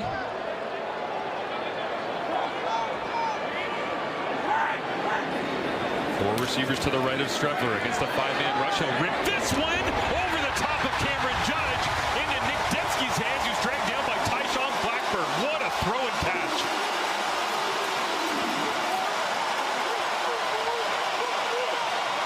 Terrific touch on that one from Chris Strevler, dropping it just over top of the linebacker in coverage. Judge, and credit Nick Dembski for the concentration here. They go quickly to the line of scrimmage and no choice but to just check it down to Brady Oliveira, as nothing else was really there, Dwayne. But yeah, the concentration of Dembski right through the middle of that Argonauts defense, pretty special. Yeah, finds that open level in behind the linebackers, but Judge jumping right in front of him. You have to think this may have obstructed his view of the oncoming football for at least a split second. Dembski stays with it, hauls it in. Mr. Reliable.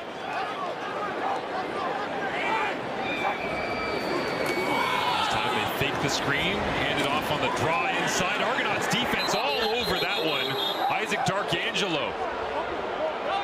And frustrated Oliveira getting his touches, unlike this time last week, but going nowhere that time.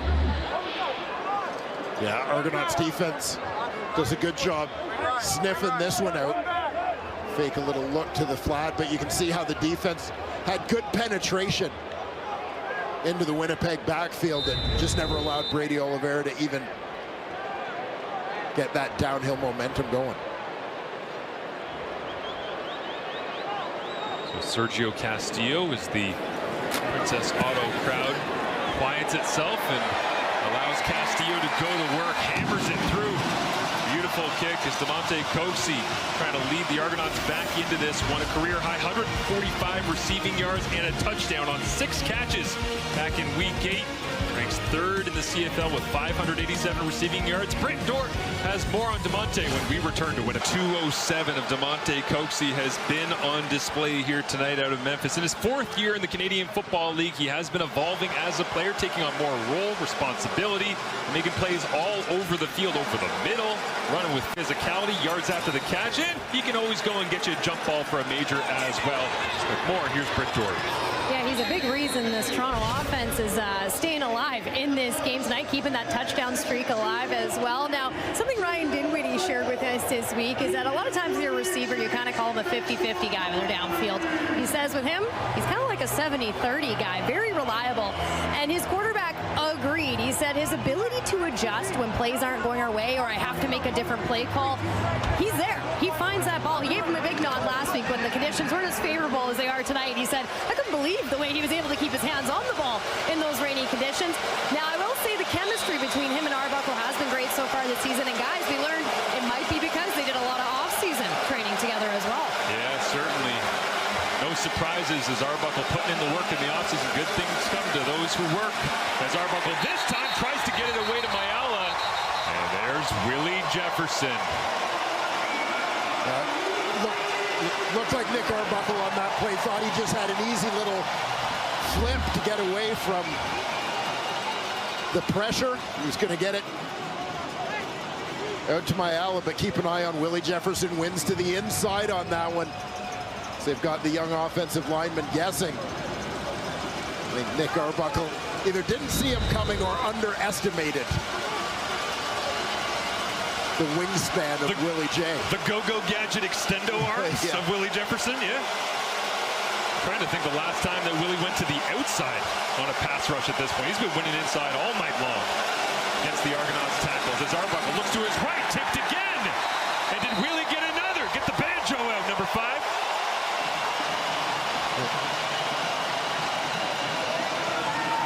Well, Milton called for a big game from Willie Jefferson, and number 5 has answered the call. Lines up on the inside this time. Right side of your screen. Just doing what we've seen him do so many times. Using that reach to bat down a ball. John Haggerty sends this one away, decides to go to the wide side of the field. Drops it down, Trey Bevel trying to get his momentum going forward, but the Argonauts all over it.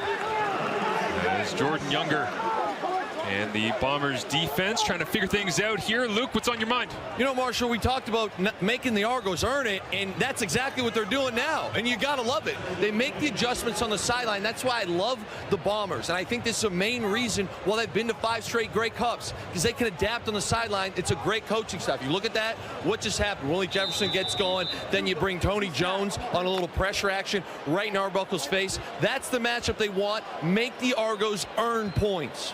Having to make him go the long way as Willie Jefferson, the game changer that he's always been, as Strevler double catches the snap, now rolls to his right and duffs this one right into the turf in front of Jarrett Stearns, incomplete. So 2nd down and long here as the Bombers offense trying to execute the same way that Luke was just complimenting their defense for getting the job done. And we've seen them try to get back to Brady Oliveira and that run game a little bit. We know that's where it all begins for the Winnipeg Blue Bombers. Argo's doing a pretty decent job, though, containing Brady here in the second half. Jason Hogan, offensive coordinator, dialing it up from up top as Brady Oliveira looks over the Argonauts defense. Streffler, deep drop, loads it up, looking down the seam, up for grabs, it's tipped, is it intercepted? Benji Franklin's got it. Was it off the bounce coming from Milton? This was one that you could kind of see coming from the combination of formation, but almost right from the snap. Carrick Wheatfall is left as the lone receiver on the left side of this formation as they went quads right. And it just felt like Chris Strevler got predetermined that he was going that way, because there wasn't a point where you really felt like Wheatfall had an advantage on the defender. You saw Milton was over the top on him. able to make that tip, and Benji Franklin comes up with the INT. Second of the ball game for Chris Strevler. The interception to Cameron Judge early on, and now Milton tips it back. A tremendous reaction to Benji Franklin intercepting, and Arbuckle just has to get rid of that one. Is very similar to what we saw in the rain back at BMO last week between these two teams in the second quarter. Just relentless pressure up front, and Toronto struggling to protect Arbuckle. Yeah, keep an eye coming off the left side. Again, confusion for the young tackle. You've got the guard blocking down where they end up with a double team on the nose, and the tackle is left with two guys. Yeah. Just all kinds of communication issues and protection. Jordan Younger getting after it right now. Keep an eye on Willie Jefferson. He lines up across from John Boss here on 2nd and 10. Arbuckle steps up, throws it down the right sideline. DeMonte Coxie one-on-one, and plenty of hand fighting, and that one's likely going against DeMonte Coxie, who was doing anything he possibly could to gain an advantage. Yeah, we've seen 2 weeks of DeMonte Coxie and Terrell Bonds doing battle. Primarily on that boundary side of the field. Offensive pass interference. Toronto, number 86. Penalty is declined. 3rd down. And Coxie recognizing Bonds has position on that one.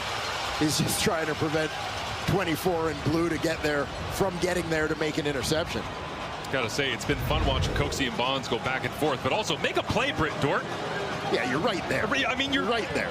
You're right in the line of fire. We'll work on it, Britt. It's okay. Haggerty, the last play of the 3rd quarter. Booms this one away. Drops it over the head of Trey Vavel, who either didn't see that or lost it in the lights, and skips into the back of the Winnipeg Blue Bombers end zone. It's a single, and that will be it for the 3rd quarter. As a single on the board, 10-point game going to the 4th quarter here in Winnipeg. I'm missing the sound of your heart beating. The Toronto Argonauts in control, but down the stretch you get the sense that this is going to be a game determined by several big plays, whether it be offense, defense, or special teams. Which of those 3 units do you think cashes in if Toronto can find their way back into it? Yeah, well, you got a little bit of a feeling that with Trey Vavel having the game that he's had, in a situation where Winnipeg has been looking for the replacement for Janarian Grant, that maybe Janarian Grant may have an answer of his own here somewhere in the 4th quarter. But you look from a Winnipeg perspective, though, if they're going to be able to hold on in this football game, I mean, that 3rd quarter in terms of points going on the board, obviously all Toronto Argonauts. Winnipeg needs to make some plays offensively here in the 4th quarter and limit the number of Toronto opportunities. Chris Strevler flips it underneath. Downhill goes Nick Dembski. Runs right into Cameron Judge, but tremendous design that time, as they had plenty of time to discuss it during the 3rd quarter break. Firing things up here in the 4th as Dembski gets himself sorted out. And Winnipeg trying to hold on to a 10-point advantage. Well, Nick Dembski able to make his way to the sidelines.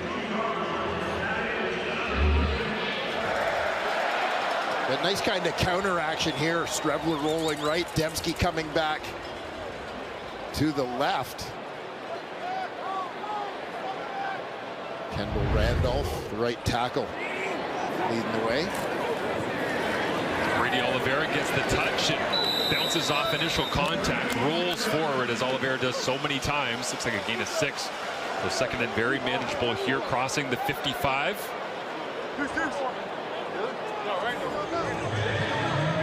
Jason Hogan continuing to dial it up in that run game.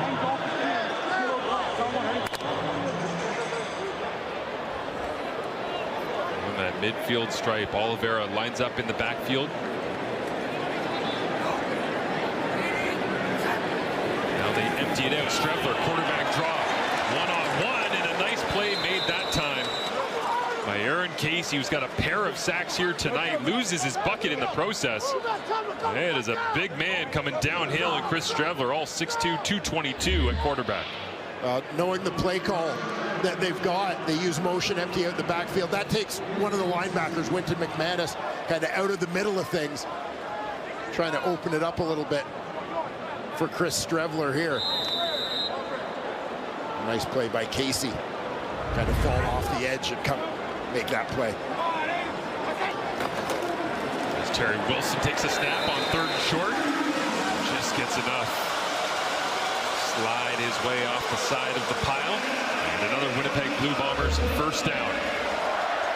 Yeah, get a great look at it here. That spider cam shot from above. Terry Wilson seeing his role in this offense as the short yardage guy, increasing with Chris Strevler stepping into the starter's role.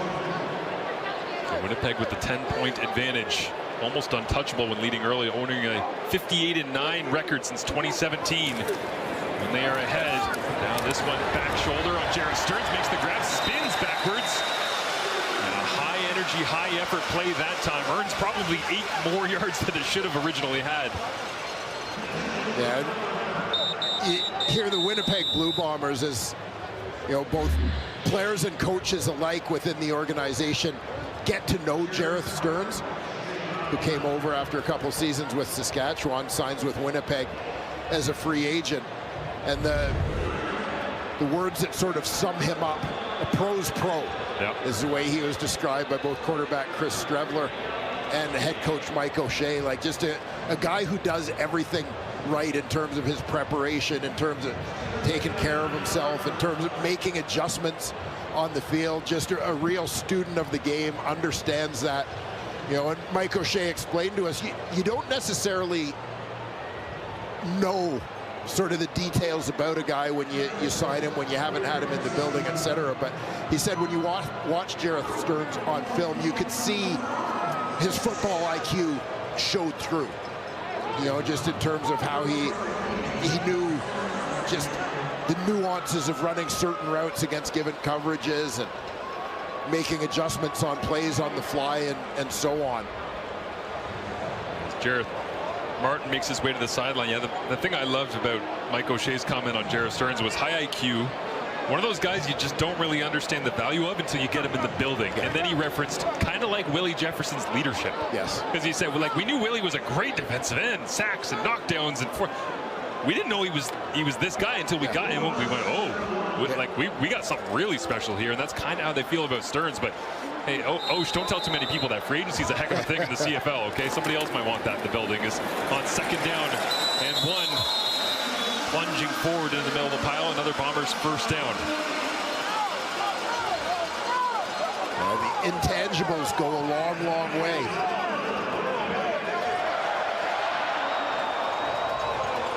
The success of a football team. It's as much about having the right people as it is about having the right players. And having the blueprint and knowing how to do it. That's what the Bombers are leaning on to get themselves out of this 3-3 mark that they're at this season, and the loss to Toronto last week on the road. As after this one, Winnipeg would go at Calgary and then back here at Princess Ottawa against the Ottawa Red Blacks. As Strevler rolls to his right, sliding down, and digging it off the turf. Jarrett Stearns makes another grab. First down, Winnipeg. And once again, Chris Strevler using that athleticism to attack the edge. Fullback Michael Prisite taking care of the defensive end, allowing him to get there. And just finds that window. Stearns working back to his QB.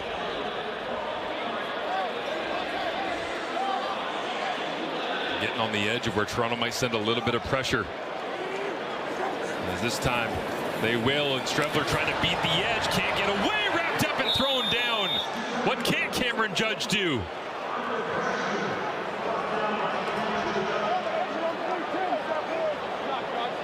An absolutely fantastic play from Cameron Judge. So you're going to see the defensive end goes to the inside on this one. Judge himself takes a little bit of an inside route, but you see his athleticism as he's able to redirect and reel in Strevler. I just heard somebody in that Argonauts defense say after Judge made the play, come on guys, let's get off the field. Want to make a play here, 2nd and 19. 4-man rush going underneath. Corcoran makes the grab, and Darkangelo right there with Benji Franklin. And Winnipeg will settle for the field goal here to extend their lead with the clock rolling towards 9 minutes remaining in the 4th.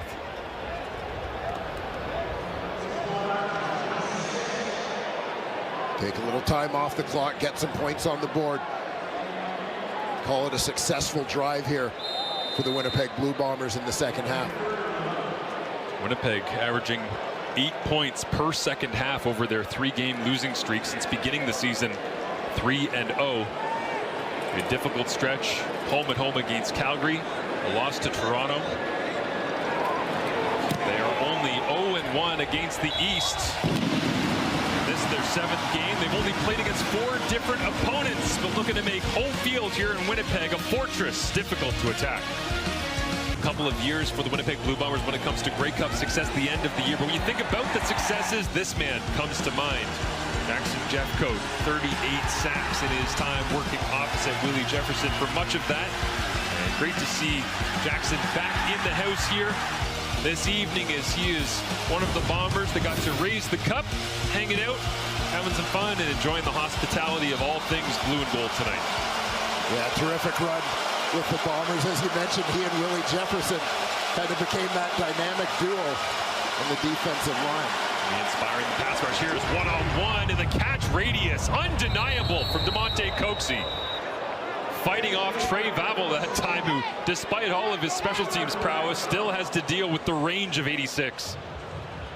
Yeah, there's your reward for getting 2 return touchdowns in a game. Going to go out and play corner and get matched up against one of the best in the league in DeMonte Coxie. Vavel. Pass interference, Winnipeg, number 23. Penalty is declined, first down. Into the game on defense. An earlier injury to Jamal Parker.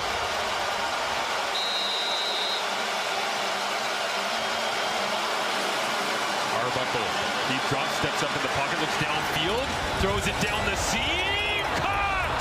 Touchdown, Coxie! And the Argonauts aren't going away.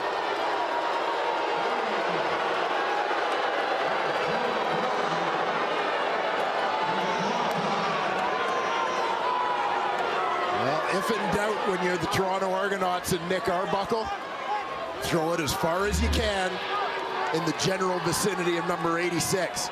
Arbuckle does a nice job here to buy time, negotiating the pocket, stepping up, just until he can see that Coxie's got a step on his man.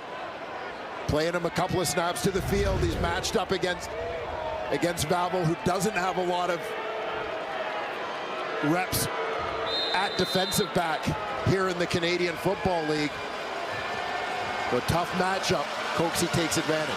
What felt like a romp to celebration in week number 9 now suddenly has Princess Otto a little quiet. It got a little tense in here all of a sudden as Nick Arbuckle slides his way to the right and knows, oh, my best receiver's all the way back there to the left. Let me just lift this one to the skies and let Coxie go track it down for the touchdown.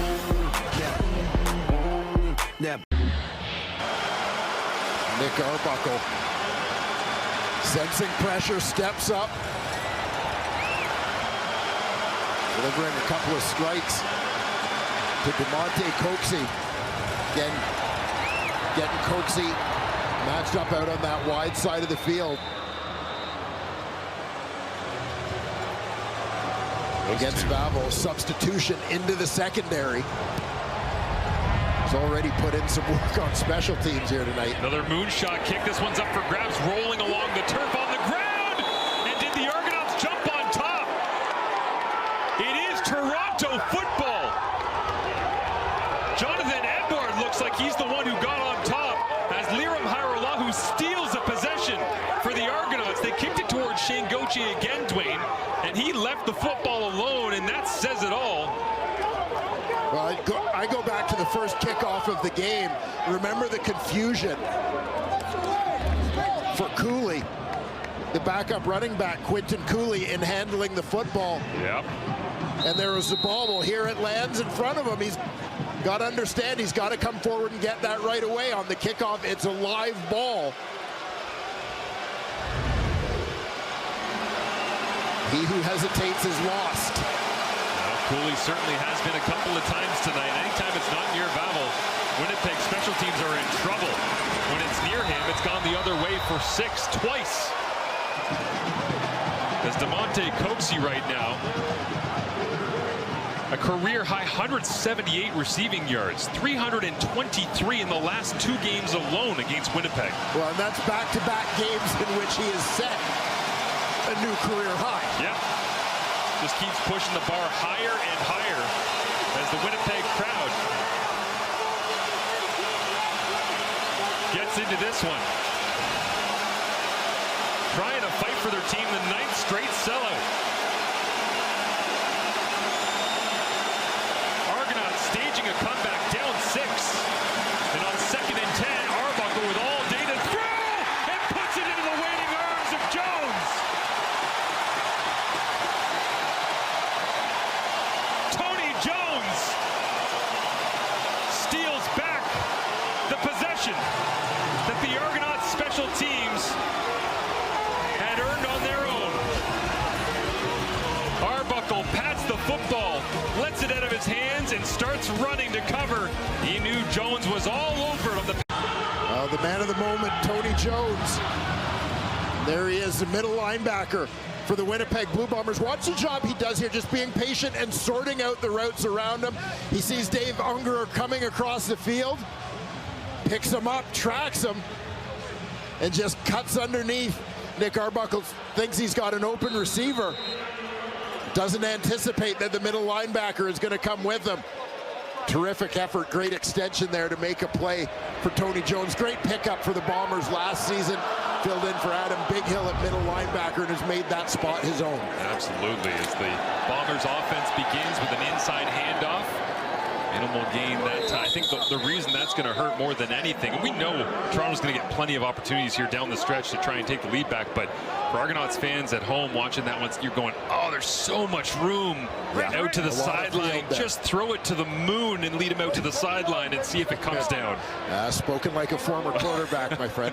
I have one who's thrown many, many interceptions and didn't have the iPad to go to the sideline and go, oh, that's what I did. You just go back to the sideline and go, why didn't I just throw it all the way to the sideline? He would have run underneath it. Yeah, use that field. The width of the CFL to the advantage of the quarterbacks here, but that time Tony Jones making a massive play. As Strevler on 2nd down and long looks over the middle, caught by Dembski, 1st down. And the quick feed of Nick moving the sticks once again.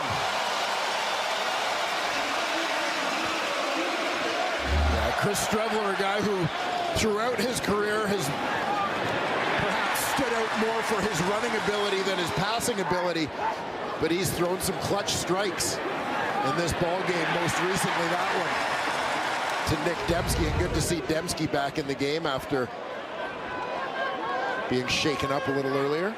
Took a couple of plays off, came right back in and helping the Bombers move the football here. A little play action, flip it out to the flat. Dembski on the run, crosses the 45 and shrugs off the tackle attempt that time. And Mark Milton on his way to the sideline, close to another 1st down. They'll spot it about a yard shy. Yeah, you think about what Nick Dembski has meant to this offense. Stays in, low snap. They throw flags on the play, and was Winnipeg disorganized trying to go quickly to the line of scrimmage as Strevler was 10 of 10 on 2nd and 3rd and less than a yard coming into this ball game. So highly effective in short yardage as you would expect, but maybe the operation was at fault on this one.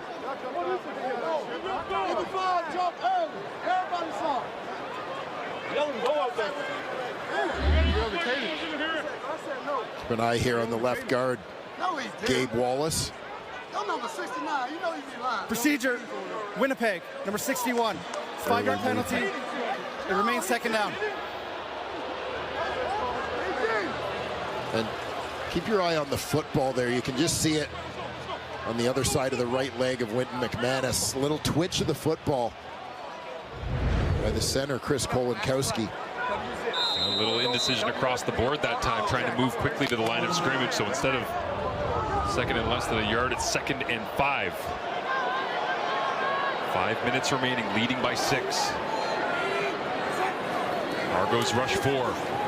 Strevler checks it down. Oliveira's got to go earn it against Cameron Judge. He shrugs him off, makes the play, cuts back inside the 30, and Brady O moves the chains.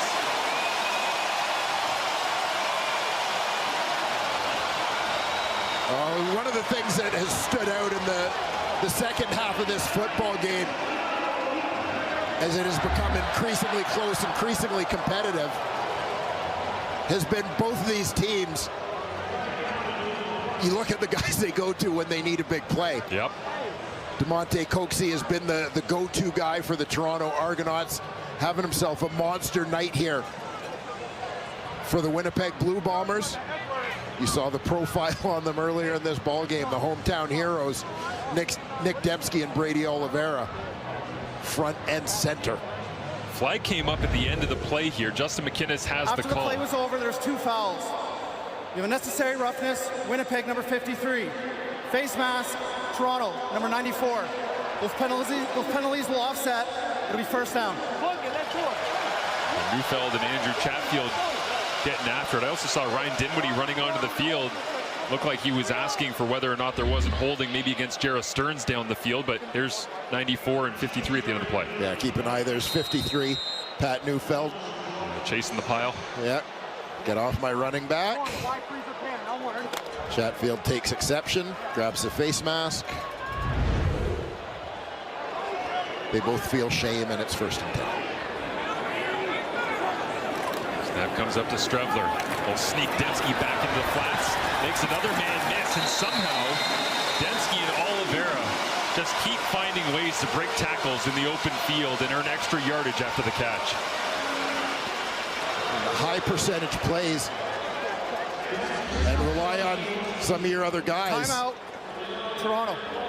You keep an eye on some of the receivers. Kevin Sklercius out wide, Joey Corcoran. Those are the guys going to work for Nick Dembski to make this play. Sklercius, big receiver, does a nice job delaying Benji Franklin a little bit there. Takes me back to the CFL draft night this end of April this year, where you and I looked at each other after they took Michael Chris Ike at fullback and Kevin Sklercius and a couple of different, mix and match here and get one of these, and we both went, oh, I see what they're doing. So, super physical guys to block downfield. Use you on special teams if you need. As Terry Wilson comes in, second and a couple of yards here and pushing his way through the middle. Somehow Brady Oliveira comes shooting out of the cannon on the front side of the play. We'll see if they got it on the first attempt, but happy to let some clock bleed if they need to go for it on 3rd down, no doubt. Unfittingly,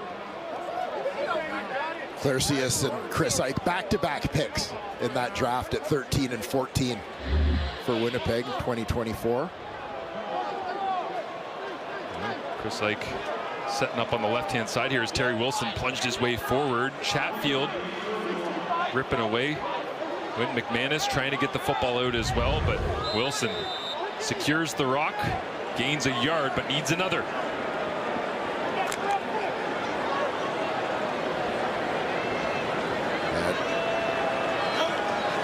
Searching for a touchdown on every drive. Off the right-hand side. Wilson very nearly broke the entire 24-man scrum and headed to the end zone on that one. First down, Winnipeg. Yeah, and absolutely big that they're able to keep possession, combination of keeping that clock going. But this is a drive where what you desperately want is a touchdown, not to be forced to settle for a field goal, which keeps it as a one-score football game. Bombers are thinking end zone all the way here. Seems like an unimportant element in the grand scheme of this back-and-forth football game, but man, does Terry Wilson ever have command of the short yardage package all of a sudden. Yeah, he's done a terrific job stepping into that role. Never would have thought they'd use him over Strevler, but has to. He's been fantastic this season. Strevler now goes back to work.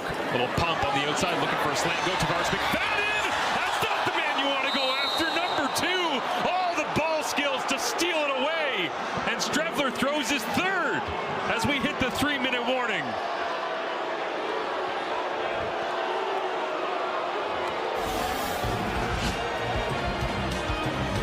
Tavares McFadden, a man with a nose for the football and a great sense of timing. Huge interception there. Takeaways, these are the two men that'll give it to you. Just like we were talking about pregame, Luke. Great throws made at times, but man, some frustrating decisions down the stretch. Definitely some frustrating decisions. If you're a Bombers fan, that last one really hurts because it was a great drive. But I got to say, as an ex-offensive guy, we love to make jokes about defensive players and how, you know, they can't catch. And I think both of these picks are phenomenal catches. Jones leaves his feet here. It's practically a dive and catch. He's on the run, rolls over. And this right here by McFadden, you want to talk about ball skills. High points this ball, then keeps it away from the receiver who becomes a defender. Those are tremendously athletic plays. You love to see it.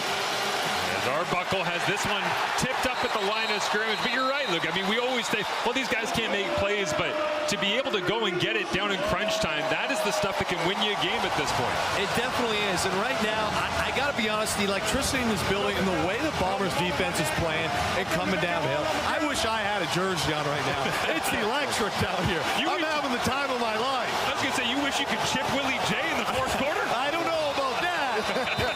Maybe catch a few balls. But this Bombers defense is on fire right now, especially up front. 2nd and 10. We'll see what Arbuckle can do here, trailing by 6.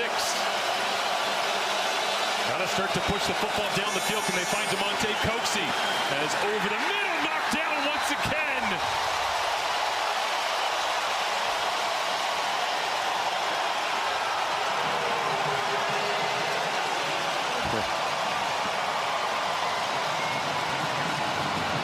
Willie Jefferson. It's just Willie being Willie. A constant presence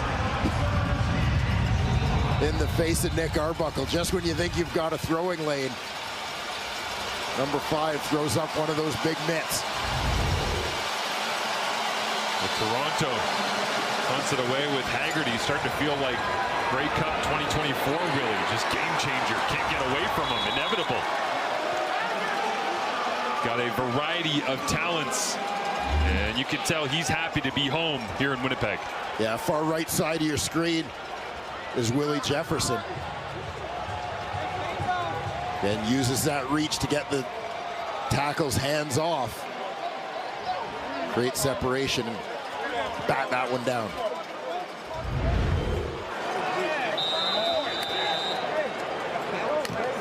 And can this be the dagger drive to stretch things out from the Winnipeg Blue Bombers offense to reward Willie J for all of his efforts?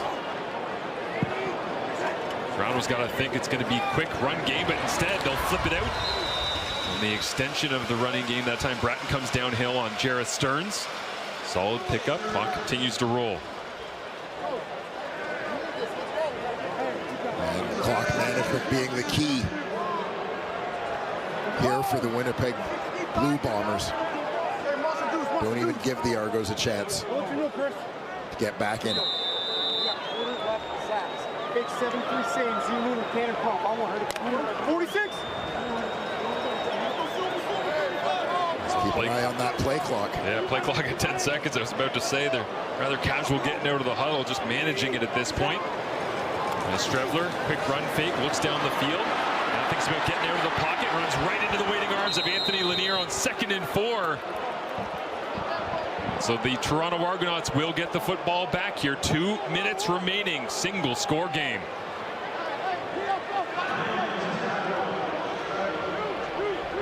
Yeah, and I think Chris Strevler, after throwing the last interception, recognizes, don't see what you want, don't take any chances with the football. Timeout, Toronto. Yeah, if he could have just slipped through that first level, the rest of that D had backed off in coverage, but good job by Lanier and the D line shutting down the gaps. Lanier's had a night. We talked about the most active defensive lineman for Toronto being Chatfield Jr. with 31 quarterback pressures coming in, get pressures on 16.9% of his pass rushes, which is the best in the CFL. But Lanier's had tips and rushes and gotten in on Brady Oliveira. And Feels like he's had as much of an impact as anybody in that front as Dave Unger goes back. Two-man return, Janarian Grant. They'll cover off the field. No need to send pressure here. Sheehan will send this one away. Who will he pick? Steps to the right, hooks it back to the left. Janarian Grant catches it at his 12-yard line.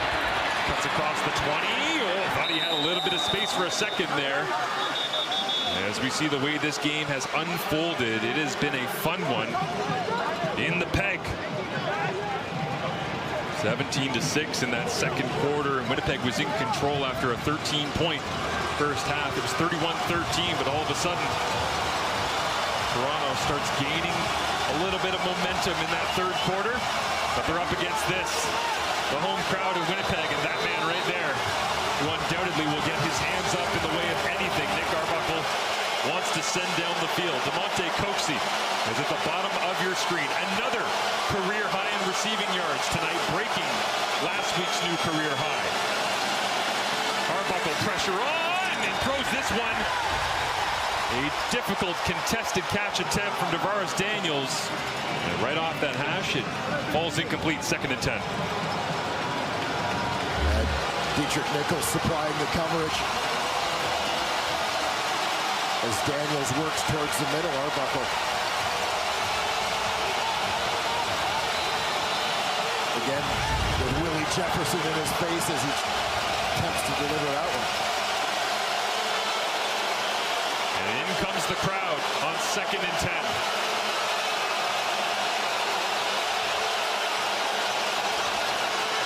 Arbuckle tries to escape and check it down. You can't get away from him. You can't escape him. Well, by my count, that's Willie Jefferson's 4th knockdown of the game. To go along with a sack that forced a fumble that was recovered for a touchdown. A monstrous performance. Beats his man to the inside.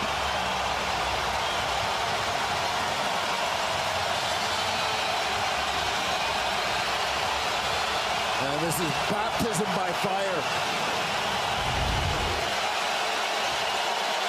For the young tackles of the Toronto Argonauts, dealing with Jefferson all night. Winnipeg hoping to eliminate the recent memories of double-digit losses. 3 games straight they've had them. Arbuckle gets this one past Willie J. Into traffic and incomplete.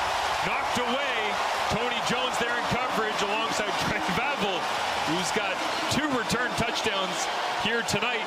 And Dave Unger immediately got up, ran to the Argonaut sideline and said, please get your red flag out for a challenge. Yeah, Unger is going to come all the way across from far right side of your screen, offensive left in the formation. And here you'll see ball's not there yet. You know, and tough to say if the right hand of Vavel, if there was any kind of tug on the jersey or if it was just kind of that gentle touch as he's was trailing the receiver. Ryan didn't, but he watches on. 93 seconds remaining and already in field goal range for Winnipeg as Brady Oliveira, no interest in settling for 3 points. He'd like to punctuate this one in week 9.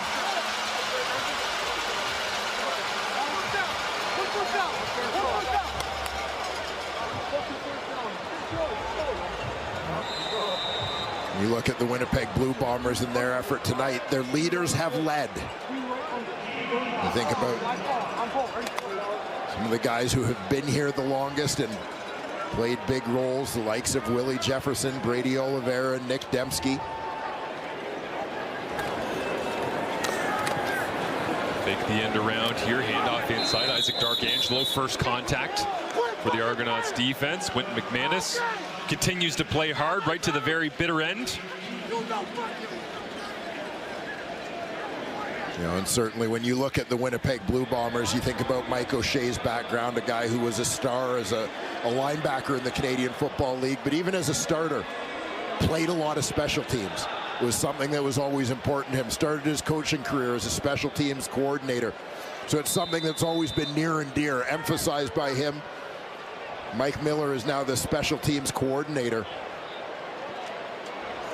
Special teams has delivered in a big way with 2 return touchdowns in this ball game. Sergio Castillo, 36 yards away. Flags are up as the kick is good.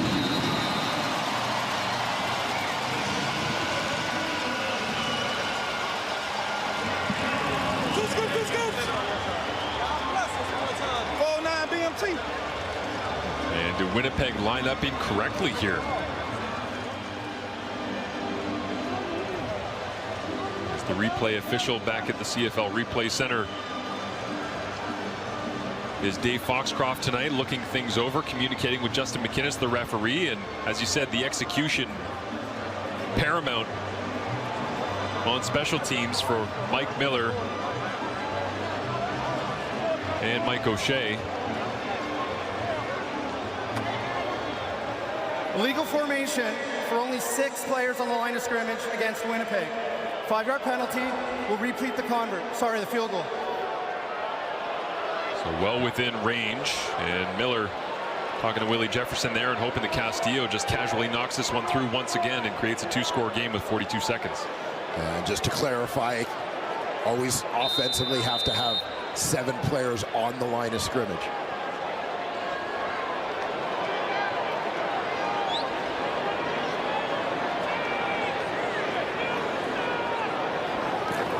Snap comes back, hold down. Like it never happened. Castillo steps through a clean strike. And 3 more points on the board, but what a monster night for Willie Jefferson. Willie being Willie.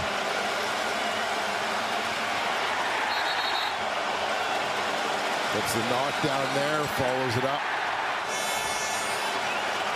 Another one, and another one.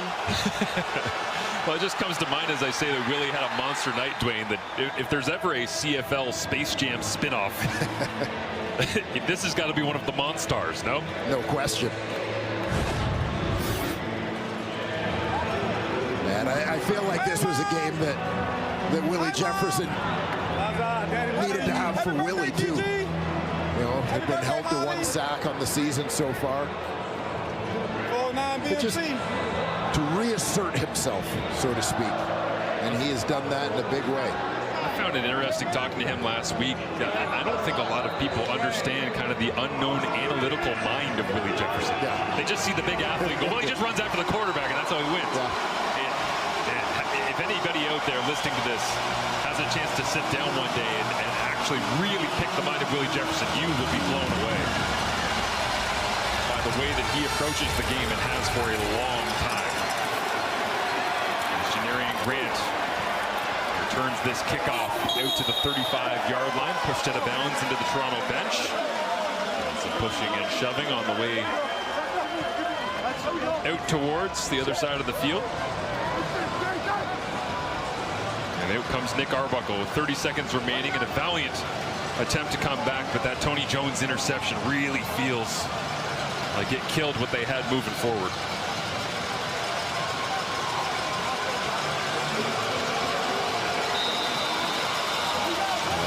Defense got stops when they needed to here in the 4th quarter. For the Winnipeg Blue Bombers, stemming the momentum gained by Toronto in the 3rd. Offense moved the ball, ate up some clock.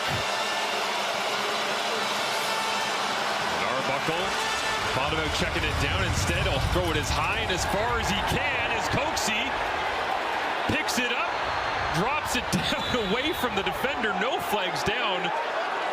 A massive battle between Bonds and Coxie. I think 24 will be happy to see the end of this Coxie matchup in a couple of minutes, but this one's not over yet because Coxie just refuses to stop fighting to the football. Yeah, exactly. Both kind of fighting for space. Bonds trying to wall him off. Coxie trying to fight his way to the football. Winnipeg is challenging the previous play for offensive pass interference. The play will be reviewed. Toronto was running out the field goal unit to try and go for 3 immediately, go onside, and then throw a Hail Mary towards the end. Take the points up front when you can, but Winnipeg challenging for pass interference, and this one might be going back a long way.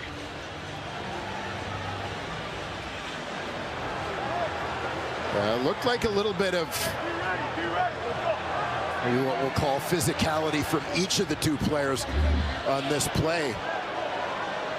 We'll see if there's, and yeah, maybe you saw Coxey's left hand come up over the shoulder of Bonds on the outside here as he sheds the defender. Left hand was on the back, right hand on the front of the pads before Bonds goes down. You see they're both fighting for a decision, a close call, but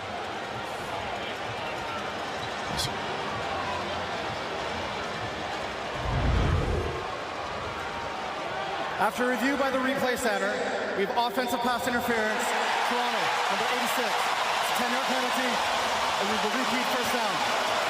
Mike O'Shea, 3 of 3 on challenges on the season as Coxey has the jaw drop. You get the sense that Coxey's had so much success in this matchup the last couple of weeks that in desperation late in this game, he's kind of, I can get away with anything. I'm untouchable in this. Not quite. Yeah, well, the combination of that and just the Argos approach in general.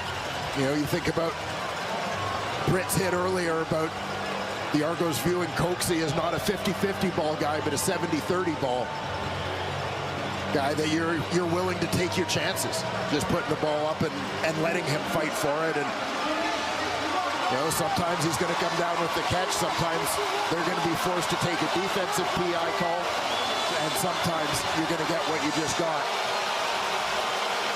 But I'm sure the Argos will continue to take their chances throwing deep to number 86. Jordan Younger, defensive coordinator, instructing Trey Babel in the secondary to back up, give up the underneath throw. Coxey will happily take that as he tries to rush towards the sideline. 10 seconds remaining. And this one all but done after that offensive pass interference call. Sends them back deep to Toronto's end of the field.